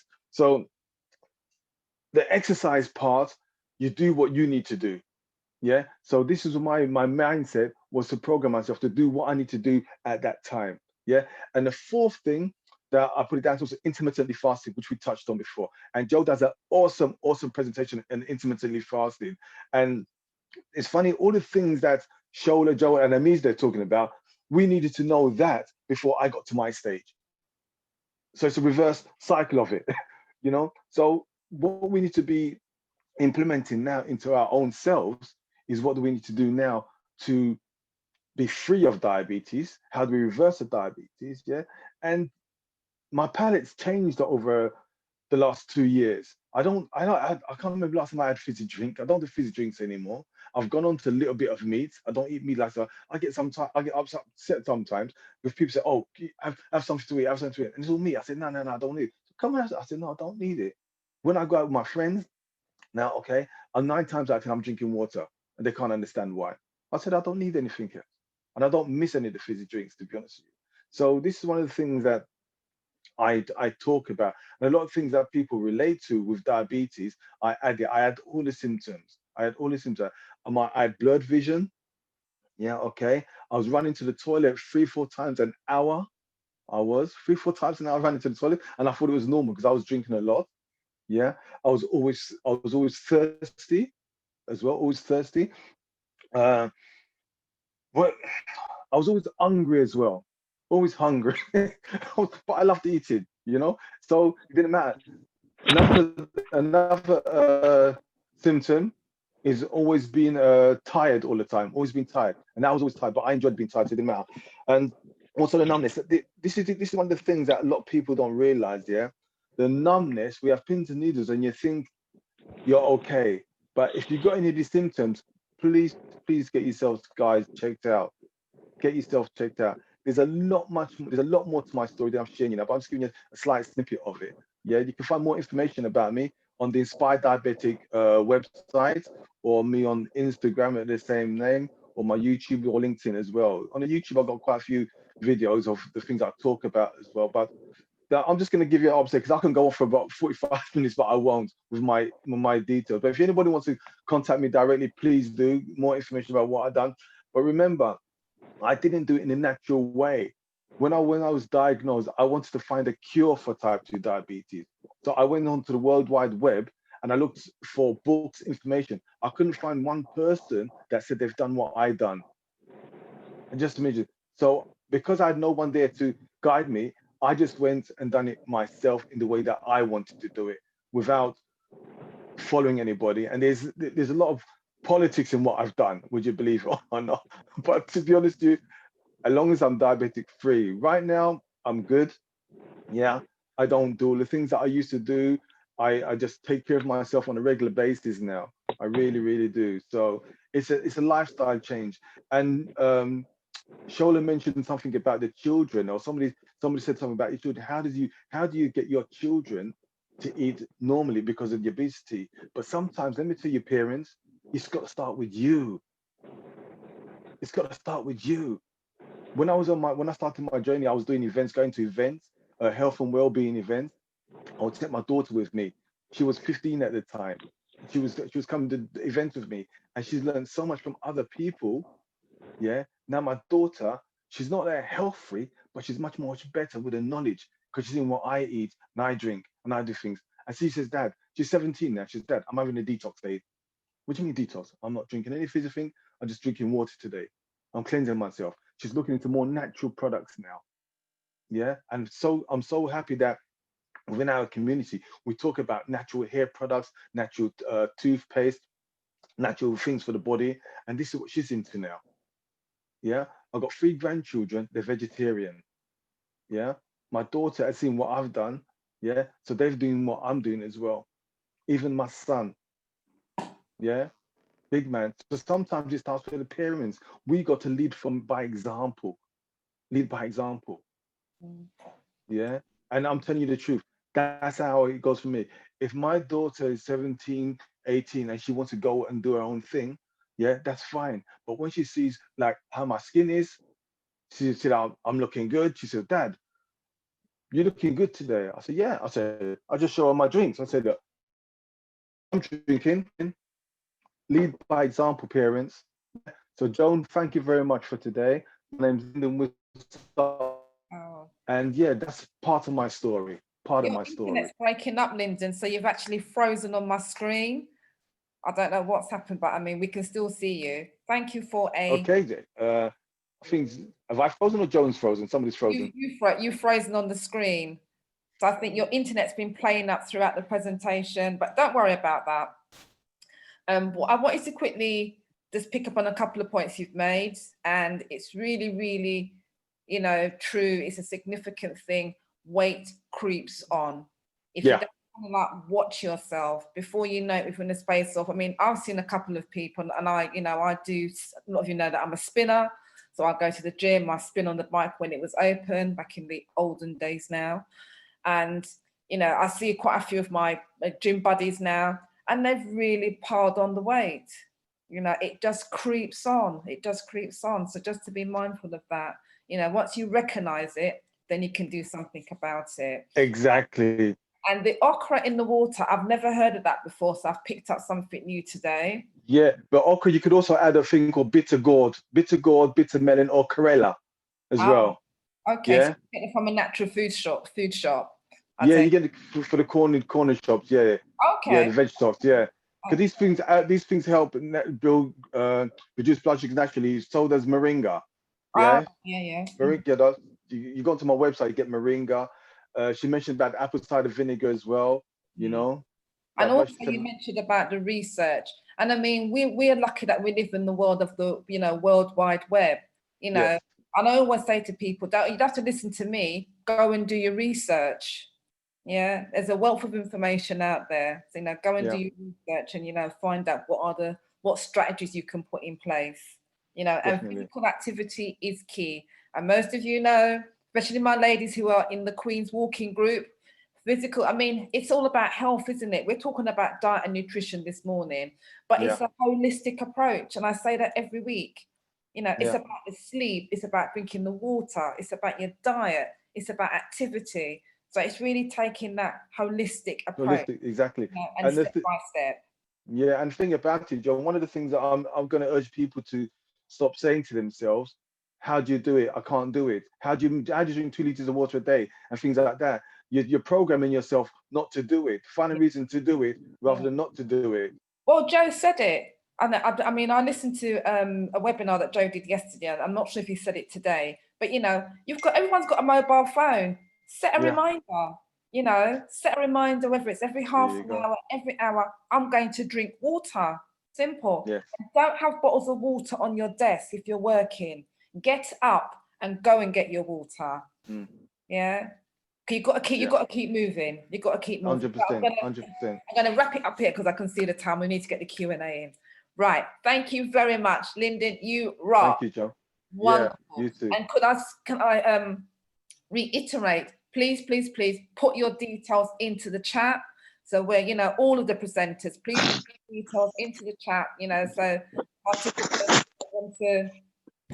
if they want to, could you please mute yourself? Sharon Simpson, could you please mute yourself? So if participants could please put their questions into the chat, that'd be great. So Trayan, if you could please kick off for us with your presentation. Okay, so lovely to see you all on the Zoom this morning. Thank you so much, Joan. Appreciate you inviting me this morning. So I just want to share with everybody my story, a bit of my story. It will be just a snippet of it. So basically, in 2015, well, pre-2015, I was absolutely, as far as I was concerned, in great health. You know, I've never been in hospital, only to have my children, you know, and I used to champion that. Oh yeah, I'm good. You know, some of my friends were always ill and things like that, but I was fine. Anyway, so 2015, I was traveling with my performing arts group, was traveling all over the world, performing on stage, you know, getting on with life. Then one day I started to feel ill, very ill. I started to have pains in my chest. I started to have tender spots all over my body. You know, I started to feel ill. I didn't want to eat. So I started to panic, started to Google, oh my gosh, what's wrong? So, you know, at that point, where I saw myself as very happy-go-lucky, I started to have a serious issue with my mindset. You know, a mental issue, because I was Googling and the things I was finding was not nice at all. So anyway, went to the doctors, you know, had the blood tests and all the rest of it. They couldn't find any, they wasn't sure what it was. It took a few months. In that time, I was signed off of work, at home, ill, you know, my mind, I'm battling with my mind at this point. Anyway, it transpired that the doctor, what they said was I was diagnosed with a condition called scoliosis. I'm not sure if any or some of you have heard about this, but basically it's an autoimmune disease, and it affects you, as I said, the different red patches, painful patches all over my body, the pains in my chest. It's an inflammation disease, basically. So I was happy because I found out what it was. And I was happy that they didn't say to me that it was anything, you know, detrimental, even though it could be detrimental, because the doctor, when the doctor called me, she actually said to me, are you sitting down? And then she said, is anybody with you? So obviously I'm thinking, okay, this is a death sentence now. So I thought, okay, so I know what it is. I can get to work with this. I have to find out what to do to heal my body.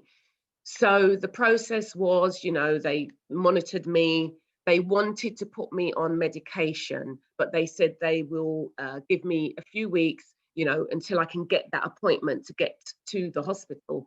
So I thought, no way, there's no way that I'm not going down like this.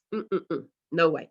So I started to research and find out, you know, what can I do? So actually what I'd done in the end, I actually went, even though I'm, you know, a nutritionist, I was so, my mental state of mind was not in a good place. I thought, you know, I don't even know if what I'm doing, am I missing something? I actually went to a nutritionist, and put my trust in her, my health in her hands.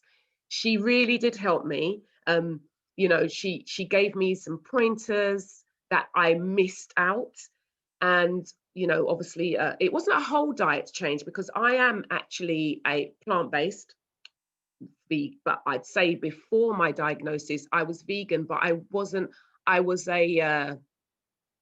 not a strict, I was a vegan, but I wasn't very healthy. So since then, I was able to obviously change the way that I looked at food, and just basically started to, you know, think about healing foods for my body, because, you know, it is apparent, it's evident, it's a definite that foods heal you. Definitely, I'm living testimony. So basically, so moving forward a little bit, I went to see her quickly, had my sessions, kept it up. So my appointment came up for to go back to the hospital. Obviously, they done a scan to see where it's at, because they wanted to medicate me. They done the scan, it came back, it was gone. So basically what it was, I had lymph nodes as well in my chest. So they were grown. That's why I was having the pains in my chest. So when I went to have the scan, it didn't totally go, but it had shrunk. So they did say to me, would you like medication? And I said to them, no. I actually said to the doctor, when they first diagnosed me and I went to my appointment, I said, I won't be taking medication and I will heal. My body will heal. She kind of looked at me like, yeah, right. Anyway, obviously I was on the right path. I was eating the right things. It wasn't just about food though. I was also meditating. I took meditation to the next level. I had time to meditate. I made time. I made sure that I included affirmations. I also, you know, I spoke health over myself.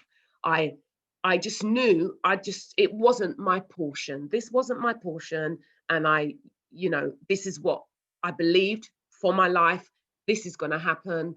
So then what happened? So as I went to see when I went back and they done the scan to see if it's got any worse, you know, they were like, oh gosh, you know, it's disappeared. And I said, well, I told you, this isn't my portion. It's not for me.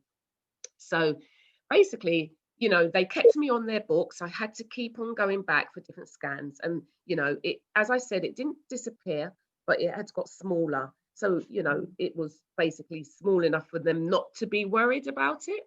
And so I'd say maybe about a year or so after that, they signed me off their books. In between that, I did end up in hospital, not overnight. I ended up in hospital because, you know, I was very poorly. So, you know, I was on drips and things. So I think I ended up in hospital twice. And I was still traveling with my performing arts group. And, you know, it was a bit touch and go. Literally, I was in hospital. One of the times I was in hospital, I think 2 days before I was due to go. My director was very concerned. And I said, no, I'm absolutely fine. I'll be fine. It's just a few, you know, obviously pains.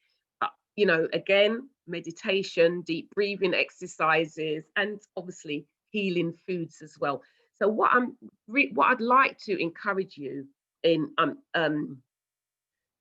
there's different diseases out there, but do not lose hope. You know, I'm not a doctor, but I just want to encourage you. Think about not just your diet. Think about your movement, your exercise as well, and also think about your mindset, your sleep, you know, the amount, obviously it's winter now, but you know, going for your walks, you know, taking time out for yourself is what I want to encourage you with. This is just a small snapshot of what happened. Obviously there was bits in between, but you know, it really did take a toll on my family life. I had a small child where I couldn't even pick him up. I literally used to sit on my sofa with my legs up, swollen joints, you know, and as you could imagine, because I was never an ill person, you know, I'm a fitness instructor. As far as I'm concerned, I'm healthy, you know, and it tried to take me down, but it didn't succeed. Yes, they do say that it can come back, but again, that's not my portion. And on the other hand, there have been people who have passed away from this disease, you know, so it has different extremes. Obviously, I was blessed. I, you know, had the low extreme, and I decided to do something about it. And that's what I am encouraging you guys to, you know, if you ever come against any illnesses, disease, take control of it, get the help that you need. Okay. Nice and short and sweet, Joan. Thank you very much, and thank you for sharing such a personal and deep story. So I know it's not easy to talk about, but I really thank you for sharing that. You're welcome. You're welcome. And look at you now. Yeah. What phenomenal woman you are. You can. You turned it around. Yeah, definitely. And we'll continue to do so. Good, powerful. And what I like about, you know, you have to speak health into yes. it, you know. And do the practical things, you know. Yeah, speak health into your life. I like the affirmation. Yeah, and it's absolutely. About hope. Yeah, absolutely. And just want to add as well, the intermittent fasting, amazing. I introduced that in, and to this day, that's what I do. Okay. So yeah. So what's a typical day for you when you do the intermittent fasting? What's a typical day when you do the intermittent? For me, sometimes it depends. I generally break my fast around 12, but it's not always 12. Sometimes I can actually go further. I only, as in 2 o'clock sometimes, sometimes 3 o'clock in the afternoon. But what it is, I only eat when I'm hungry. So I break my fast. I always have, in the morning though, I always have warm water with lime or lemon. So I have that. But food wise, I don't have anything till later. So I will have a smoothie, generally, not every day, but generally I'll break it with a smoothie, more vegetables. I try and do all vegetables, to be honest, but sometimes I do one fruit with it. And then I also may have some prunes and some cucumber, not every day though, but sometimes I'll have that. And then sometimes I'll just have, after that, after the smoothie, to be honest, I'm quite full up.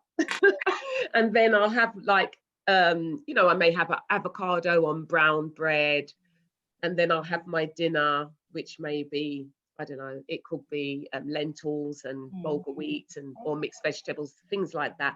I'm not saying, guys, I'm not saying that I don't have my little go-to snacks.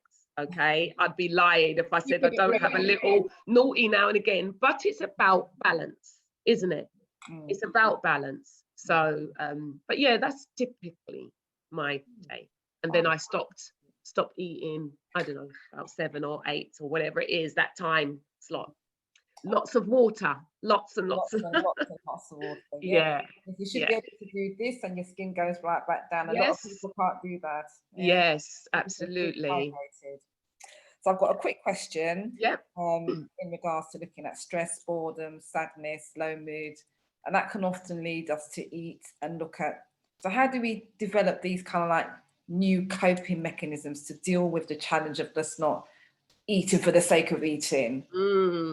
Right, okay. So as an earlier presenter spoke about and gave some really good ideas, I just want to add to that. So for instance, if you're bored, I would suggest grabbing yourself a book, get a book that you can really get involved in to try and eliminate that snacking. Also take up some kind of exercise. You can exercise at home. It doesn't have to be hardcore. You know, you could jump on YouTube and do a Pilates session. You know, you can do a yoga session. You can do meditation. That's a good one. I would also suggest keeping a food diary.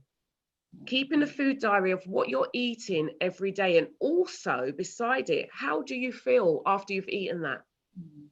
Keep it for about a week. You know, a typical, what you would normally typically eat. And then have a look back and see, actually, well, you know, you may discover that actually I felt really like I wanted to sleep after that high carb diet, meal.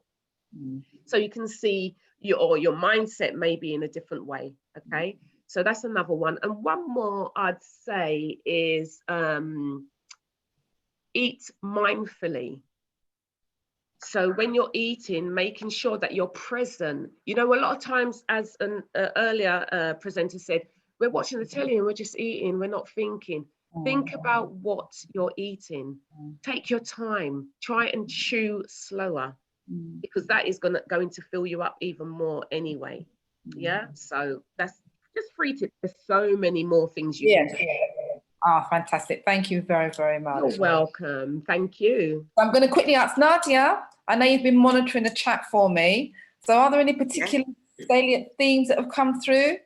Right, okay. I think one that's sort of stood out was a talk around gluten foods.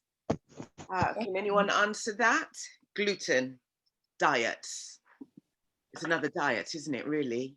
When you're buying the products that are, what they're saying is has reduced the wheat, sugar, and other items like that, is a gluten-free product suitable for us? Right, which presenter would like to quickly answer that for us?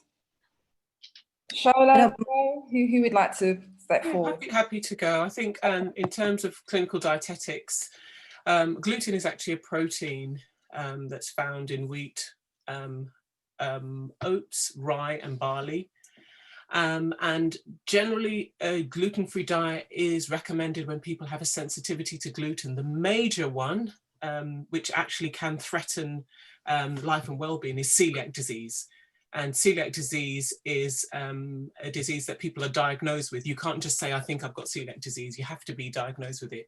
Mind you, if you've got it, you'll know about it. It's an insensitivity to gluten, lots of diarrhea, lots of bloating, weight loss, all sorts of issues.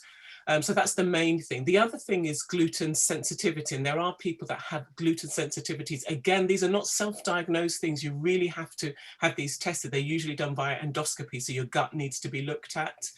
And some people have a particular skin disorder, dermatitis herpetiformis. Again, if you've got it, you'll kind of know. And that's where, again, we would recommend a gluten-free diet. Aside from that, I think gluten, like several other trends in terms of nutrition and health, has become quite sexy. And to avoid gluten is actually quite hard.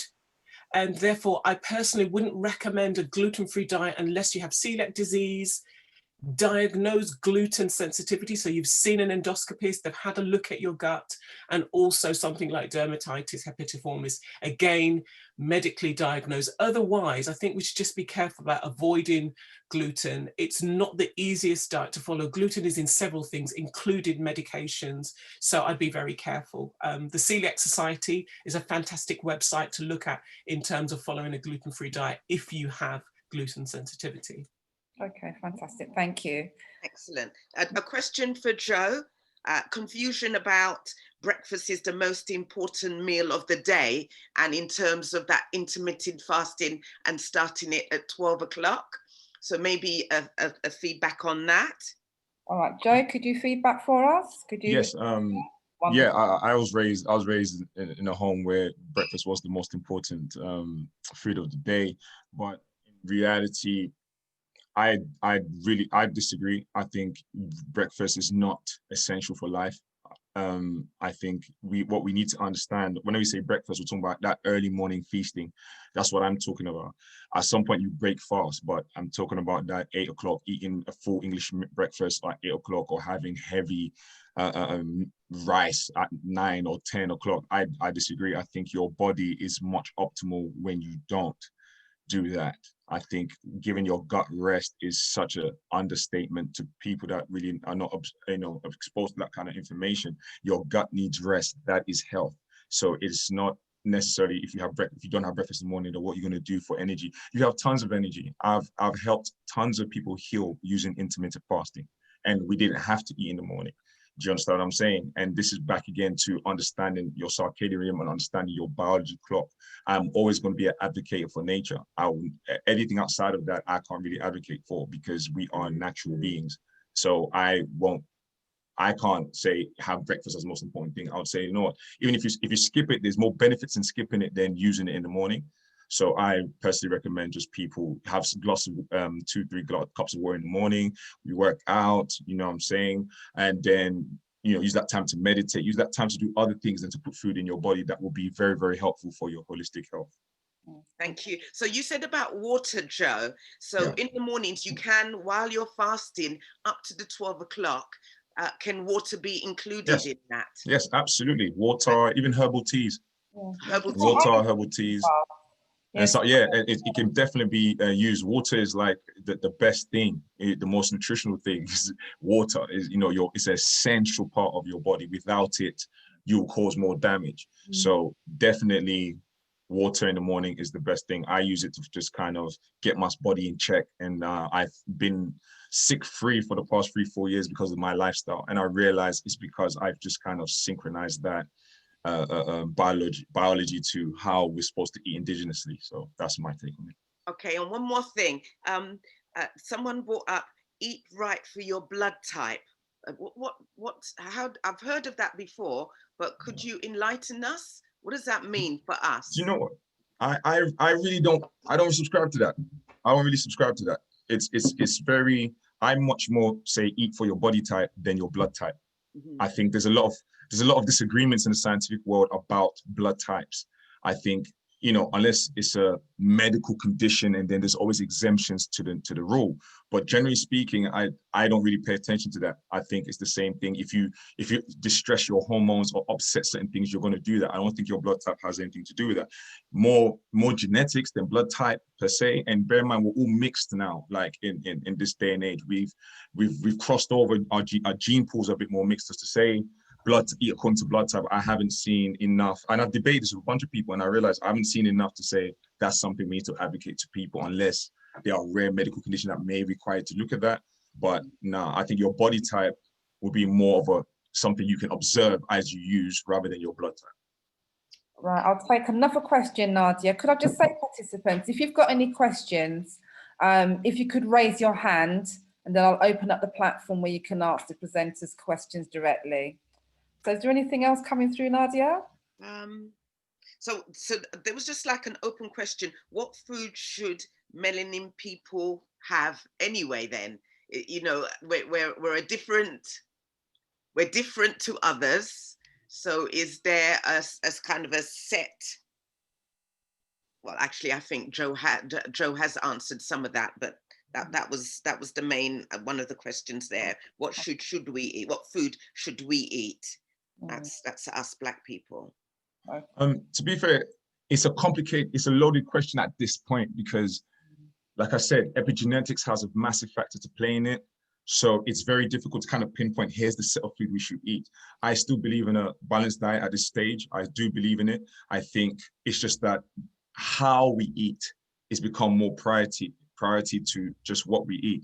I'm of the belief professionally that over time, we have developed the genes expression to use certain type of food for adaptation. Because bear in mind, our food changed prior to slavery and after slavery. We need to understand that. Do you understand what I'm saying? So prior to slavery, so you're looking at, you know, anything from grains to fruit to veg. Even the first hominids in evolution were more veggie based and the grains and stuff like that. So you can start to see the formation of a balanced diet. But for Black people, we need to understand we need a lot of veg in our diet. Like we need a lot of dark leafy greens, specific types of indigenous heirloom plants, avoiding GMO plants, hybrids, going back to that indigenous way of eating. There's no specific list for the modern Black man today in terms of here's a list of food, because you find them overlapping with other groups of foods of just eating a balanced diet. But sunlight, is a very key part of our diet too, if we're talking about what we take in for health. So having lack of sunlight is a problem. We need a lot of sun. We need to be around fresh indigenous food. We need to be eating whole foods, but that's across the board for everyone. But because Black people have a, much more higher bone density and certain minerals, we need more minerals from nature than we do than everybody else. And the reason why I say that is because our tolerance for certain things was a problem during a specific period of time. We have to look at the timeline of diet, the history. I'm in the middle of writing my second book, and I'm going to break down the history of dieting so we can understand all the research that's come out is new. You bear in mind that Europeans only came to the understanding of diet in the 1900s. Prior to that, they had no understanding of it. Do you understand what I'm saying? This is Moors coming into Europe and explaining and breaking down how to feed. So what I like to explain to people when it comes to melanated individuals, sunlight, water, rest, meditation, all the things we look at in life today that all the other diets are talking about is something we need to implement, but we need to make sure that veggies is a major part of our diet. That's just what I recommend. Okay. Thank you, Joe. Fantastic. Really good. Any more themes? Any more particular questions? Well, I mean, when we talk about clean water or water, most people are drinking water either from the bottle or from the tap. So again, can anyone, is there any structured water that we should be drinking that would help our bodies? Who would like to take that? Amnesia?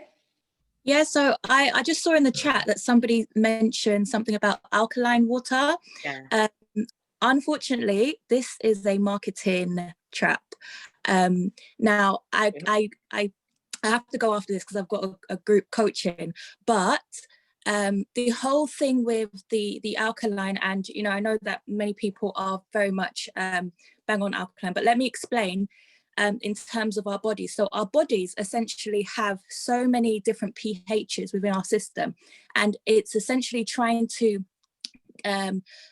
maintain something called homeostasis, which essentially is a very small variation in pH within our body as well. So our body cannot become too alkaline or too acidic, because it will essentially stop doing its processes. So for example, our stomach is like a pH, is such an acidic pH. So no matter what alkaline thing you put in there, it will always go for our stomach and become acidic, and our body will always regulate our pH to become that. I think it's around 7.2 that it wants to become. So when we talk about alkaline mast cells and things like that, it's somewhat not biologically possible, and also it's a thing where our bodies will regulate it anyway. So our bodies and our liver does a great job at detoxifying ourselves to essentially come to that sort of pH. Now, in terms of what water we should be drinking, again, like you can drink your bottled water. It does not have to be a high alkaline pH. It can just be bottled water.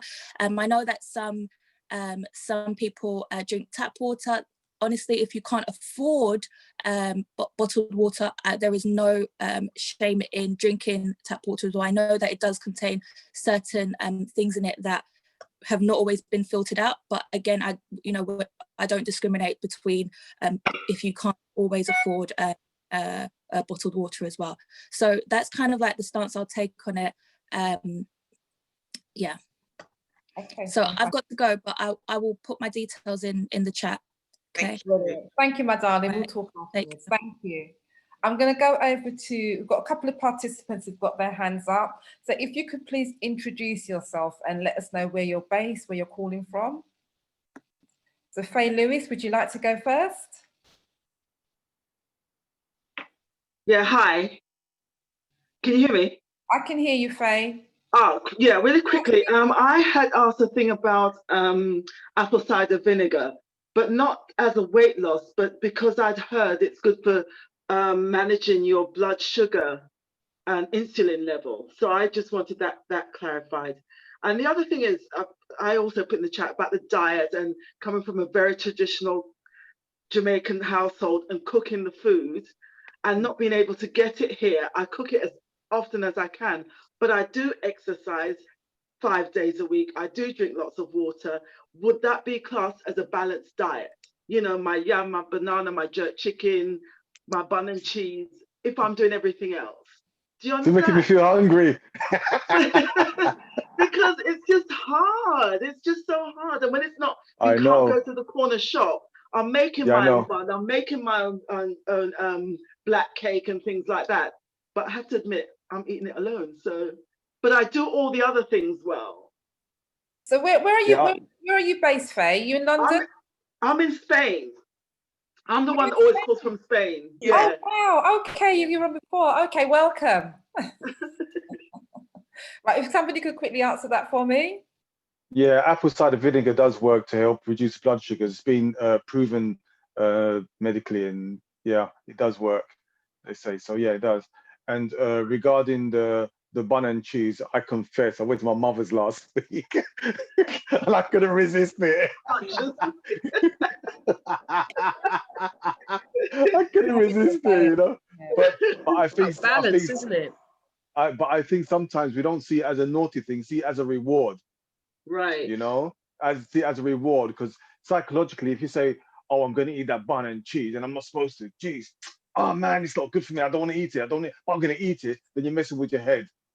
Right. You're messing with your psychology of your body. Just say, listen, I'm going to have that piece of bun and cheese. I'm going to enjoy it because I deserved it. Right. Yeah. And there's a part of my book where I talk about my relapse. I had a relapse when I was reversing my type 2 diabetes. And the relapse was so bad, yeah, that when I relapsed to eat all the wrong foods that I wasn't supposed to eat, my blood sugars were still low because I'd done all the work before. Right. Do you understand me? Yeah. Yeah. Yeah. Okay. So Thank you for that. so yeah, no Excellent. Thank problem you at very all. much. And somebody asked something about flavonoid foods as well.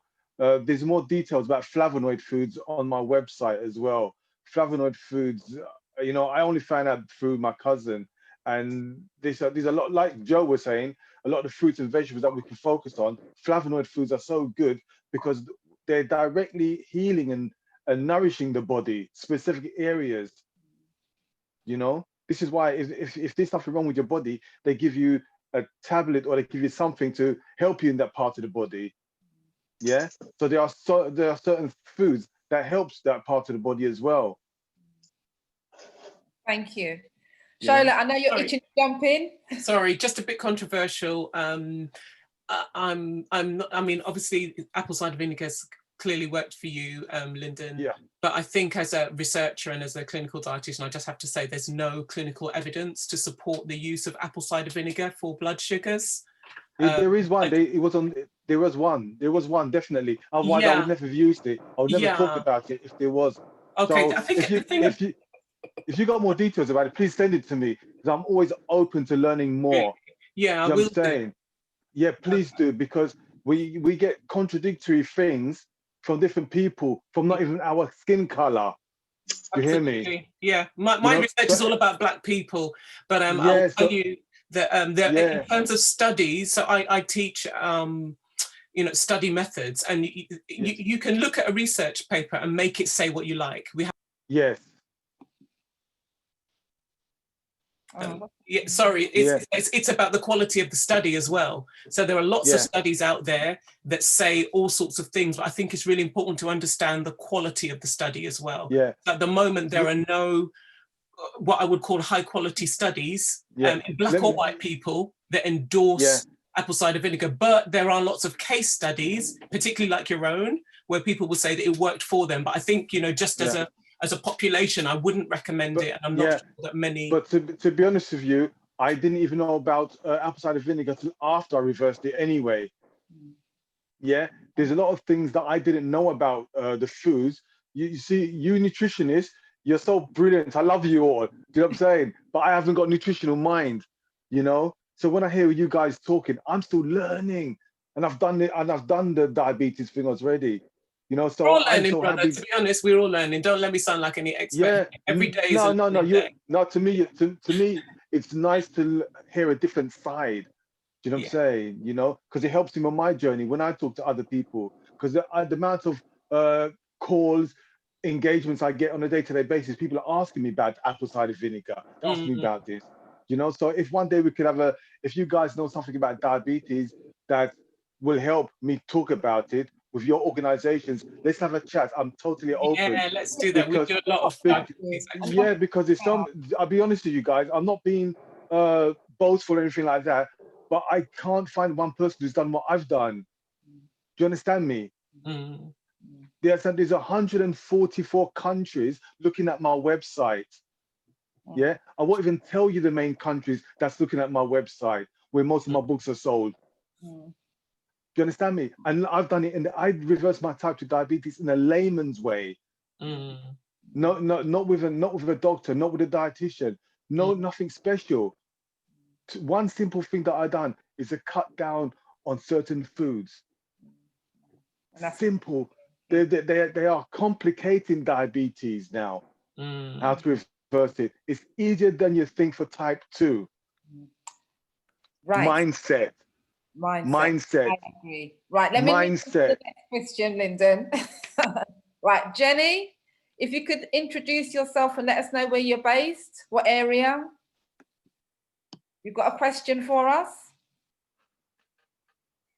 Is Jenny there? No? Okay. Christine, if you'd like to ask your question, please. Second. Hello, is that me? Are you that Christine? Yeah, there is. I think there's another Christine on there. I'm not sure. Can you hear me, everyone? I can hear you. My question is just very... And where are you coming in from? I'm calling from Luton, from my bed. From Luton? Ah. My question's very simple because I've always been confused about this. It was for Amaze, but I think Shola might be able to sort of like answer this question for me. So I don't like to have a lot of carbs in my diet, right? But I just think you need about 100, 120 grams of carbs, right? And I have porridge every morning. So I usually have about 40 grams of dry weight. Does that dry weight then translate to the 100 grams that we need? Or is that dry weight of 40 grams of porridge just that 40 grams? Hi, Christine. Good morning. Hi. Thank you, Shola. Did you understand my question? Not really. You're talking about the amount of porridge oats. Are you weighing out your food? Yeah, so I used to. I don't anymore because I kind of know how many scoops I need to meet like a 40-gram amount of dry weight. But I just think once you've added your sort of milk or your water, does that then translate to, does that dry weight then become the 100 grams that I need in my daily diet? Or is that still only 40 grams? It sounds as though it's still only 40 grams of oats because I'm assuming you'd add water or milk. So yeah, I used to have it just water, but now I use like cashew milk or oat milk. Okay. But so when you add your milk, it's going to be, when you add your milk or your water, it's going to be heavier. But still what you have in there is 40 grams of oats. Oh, okay. So that will be, right. So your water is going to make it heavier. Even though your oats, what happens with oats is they soak up water and they expand, but the dry weight is, well, it depends what it was used for the analysis, to be honest, in terms of the dry weight or the wet weight. But if you, it's known that if you you put any kind of starchy carb like oats into water, it's going to expand. So it sounds as if you're using your 40 grams. I would count your 40 grams because that's what you actually added. What has happened to it by nature is natural. So it hasn't become more carb, it's just become more dense, heavier, exactly, because of the water. Okay, well that clears it up for me then. So now I know that later on in the day I must have something else at least to make up that 100 grams, because I don't believe in sort of like when people do like keto diets, is it like when they just have protein? I don't believe that that's a good idea. I just think you need at least 100 grams of carbs in your diet to be healthy. Yeah, I'm inclined to agree with that too. I think keto diets are, I will be very honest. I speak from science, but I do a lot of experts on, when you're a church leader, you do a lot of experiments on your church members, but they're willing. But so we've tried keto actually in a controlled environment. And I will be 100% honest with you, keto works in terms of, this is it. you will lose weight. You will look like Bay. But one of the problems with the Black community is we are so fascinated on how we look on the outside, and the body inside is a mess. So let's strike that. It's not about you. You will look like Bay. But what about inside? The reason I always talk about your teeth. Your teeth are designed to cut meat. Your teeth are designed to crush grains. So it's about having that balance. It's so important. You don't have to, because obviously we know we can get protein from other sources, but your teeth are equipped to crush meat, to crush grains. And if you look at your teeth, you've got more flat teeth. So you've got more teeth for grains.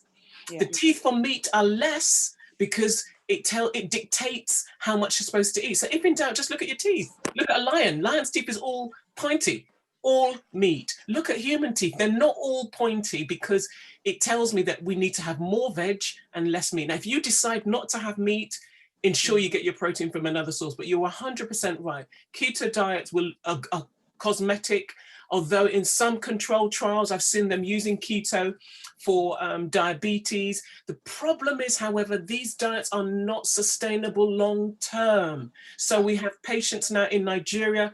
It's, you know, I see a lot of patients in from Nigeria, they have keto diets and they do it really well because they want to look good. But I'm telling you, this diet is not sustainable. Your body is not designed for strict, stark elimination of certain substances. It's just not designed that way. So problem is kidney problems. We've had patients with brittle bones, and I think Amazing talked about depression. So you look like Bay, you look fantastic on Insta, rare, but you are depressed. You look great outside, you're depressed, and your insides, lift up the bonnet. A lot of these people have issues with kidney, and later they'll be saying that, you know, so yeah. And also what people don't realize as well, I mean, in a controlled sort of way, then yeah, that's fine, in control with a doctor or physicist or whatever. But what people don't realize is all these famous people that do these bad diets, they do have their own doctors and their own coaches to guide them through these things. It's not real. You'd be surprised the number of patients I've seen in my NHS career, private NHS patients. They come in and we fix them up, but they crash again. And when they crash, they're out of the media. Do you see? Yeah, and then they come back in. It's not real. It's not real. Yeah, this is so true. Sorry, I don't mean to cut you, but this is so true. When people go on certain diets, they do certain things like this. Yeah, the people who's helping them don't understand what you go through diabetes. I had issues for nearly a year. Over a year, I had issues with my diabetes. I had to go back into my history back in the 90s. Yeah, when I was always tired, and I might have been diabetic in the 90s.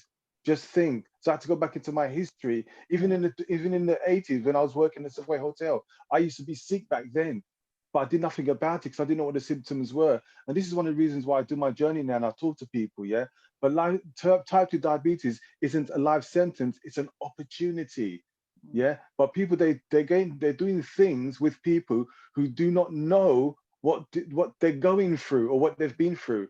So once you start cutting down on your sugars, your biscuits, your fizzy drinks and all that kind of thing, the things that we start to drink like okra water, bitter gourd, which is not where our palate's not used to, after a month, 2 months, 3 months, 6 months, you get used to it.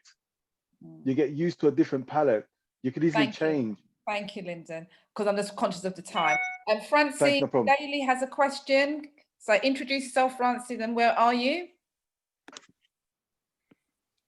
Hello, Francine.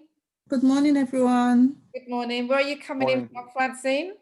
I'm in South East London. Wow. And thank you so much for this, Joan, and all the panelists. It's been amazing and very insightful. I'm type 2 diabetic and looking into becoming more plant-based and diet, but I'm very tired all the time. My levels are around 10. That's where I hover, sort of without medication. But it's the tiredness. I tend to feel tired, no energy.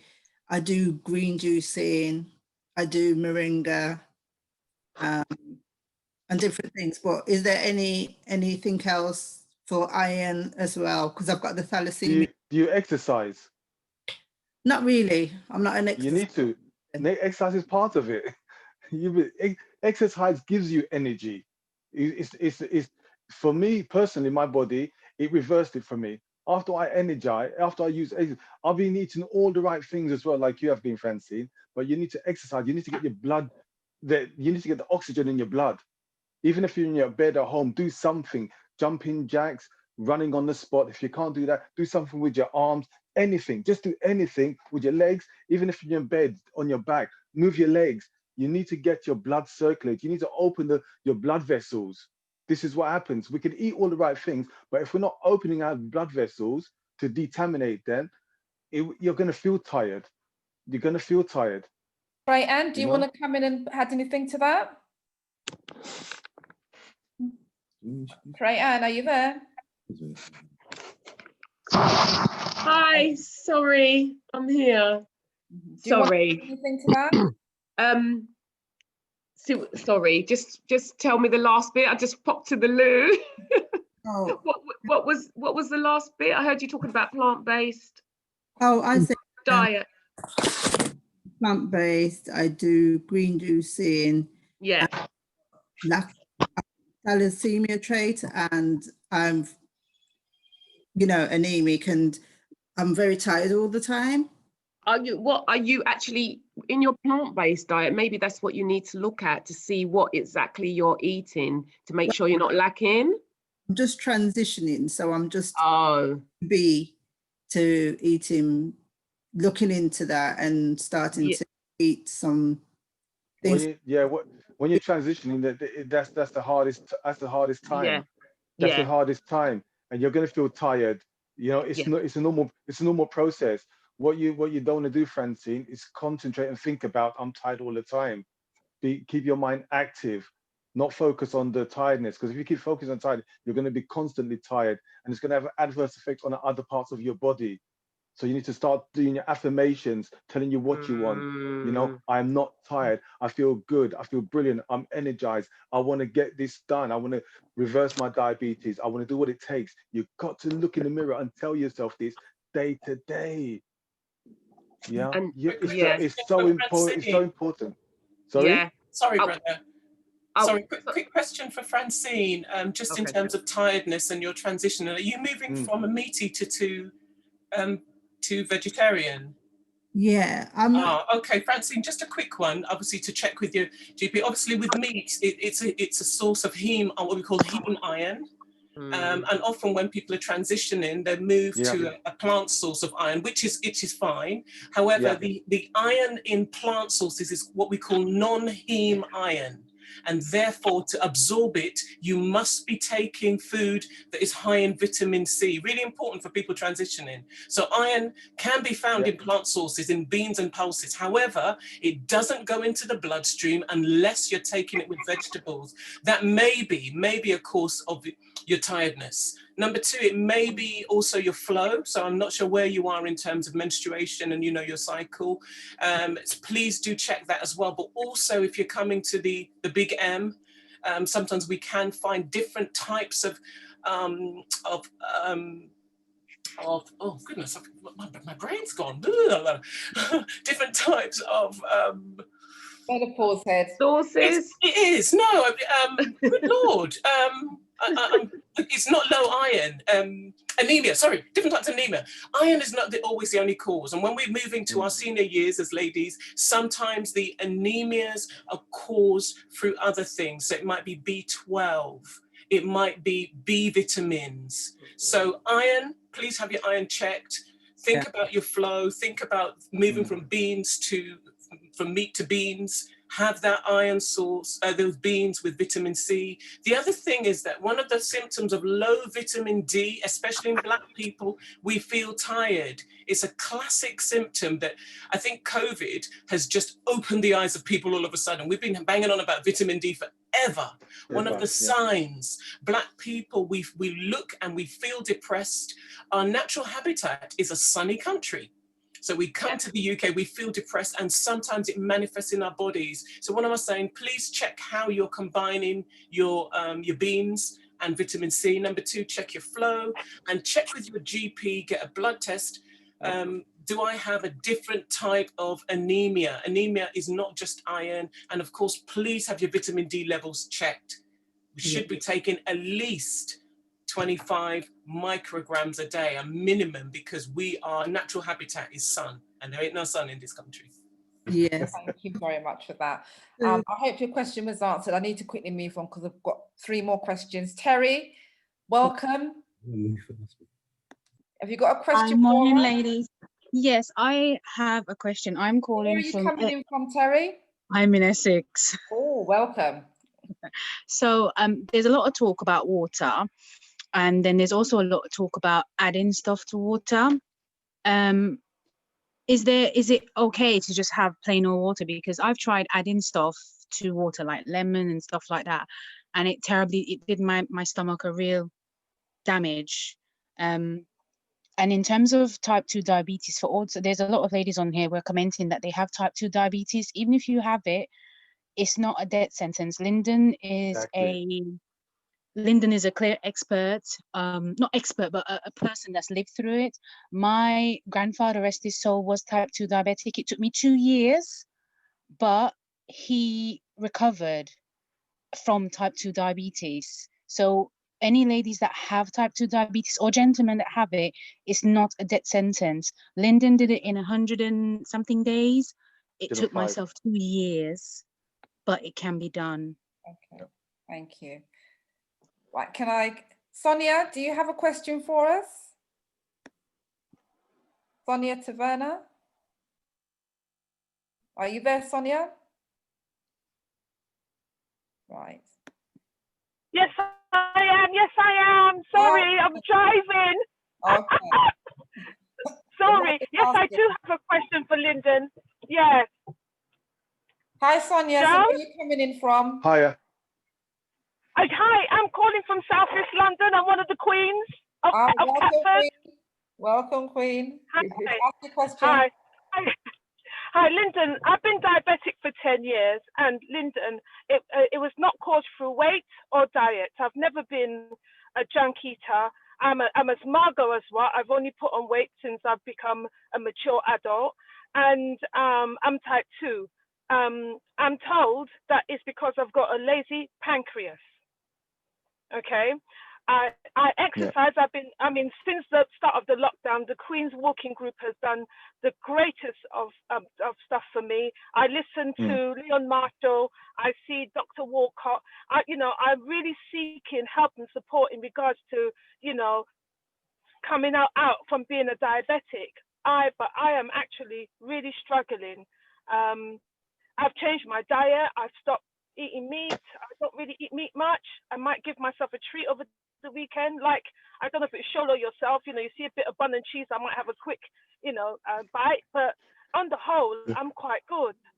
Yeah, but do you normally get a HbA1c blood test, or you just doing a blood glucose test?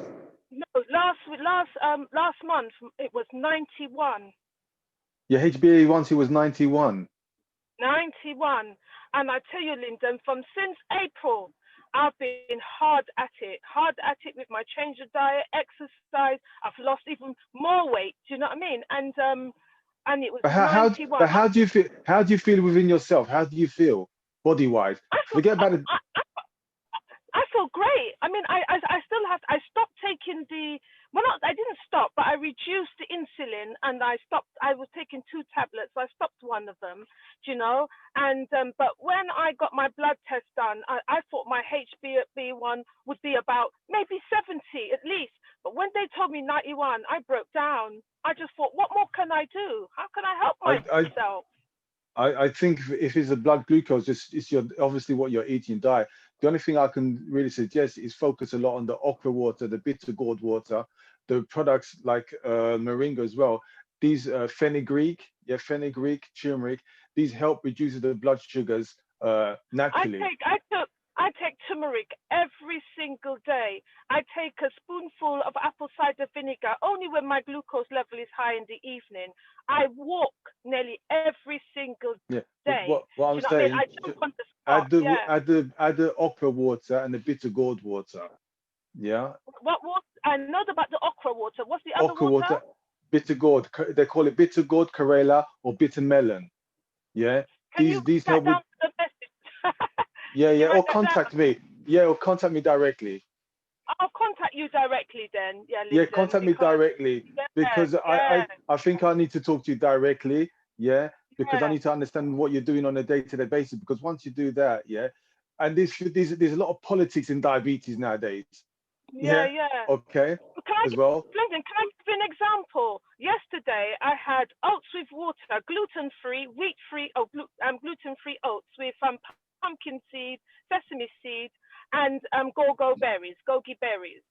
My God, after I ate it, my sugar shot up to, it started off at 6 in the morning, level 6 in the morning, but after I ate it, about 3 hours later, my glucose level was 16. Yeah, because all those things that you've And I had named. skin headache. That's all I had. Together with lemon and ginger tea, herbal tea.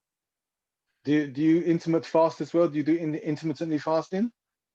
Well, do you know something? Yes, I do. Because so this morning I've had celery with ginger and spinach and organic, all organic. Okay, this morning because I thought, right, that's it. I'm giving myself a bit of a detox. So that's all I had this morning, and I'm hoping to have another big glass of that for lunch. That's it. What I think needs to happen here is for you and Lyndon to Yeah, have some definitely. consultation. Yeah. Yeah. I'm just going to kind of start winding things down now because yeah, fine. All right, well, let's no do that. problem. we always go over. Yeah. But Nadia, thanks, are there any other questions that you'd like to have come out in the chat? Probably have one more, and then we say our goodbyes, our farewells. So Nadia, are there any other themes or questions that have come up in the chat? Probably take one more. Somebody's asked, are carbonates, are they sugar? The carbs turn into sugar, yeah. So carbs turn into sugar, yes. So one person Yeah, asked yeah. that. And the vitamin D. So the other question was around the vitamin D. Is 1,000 vitamin D a day too high? So that will go back. That depends on your level. So when the GP has measured it, it will depend. Some GPs, depending on how low the level is, may tell you to take 1,000. They may tell you to take more. I'm finding that more Black people are being asked to take more. So some of them are asked. So I've a few patients that have been to the GP and them asked to take 5,000 because it was really, really low. But that would be for a controlled period of time. So I think if you're concerned, the first thing is to get your level checked. The government guidance says 10 micrograms, which I think is too low, especially for people of color. And I think it's important to get those levels checked first. Vitamin D is a fat soluble vitamin, which means that your liver accumulates it. So it's not something that you just want to be experimenting with. So I know a lot of people go in and they go in high, but that can cause liver damage. It's fat soluble. So vitamin A, E, D, K, fat soluble.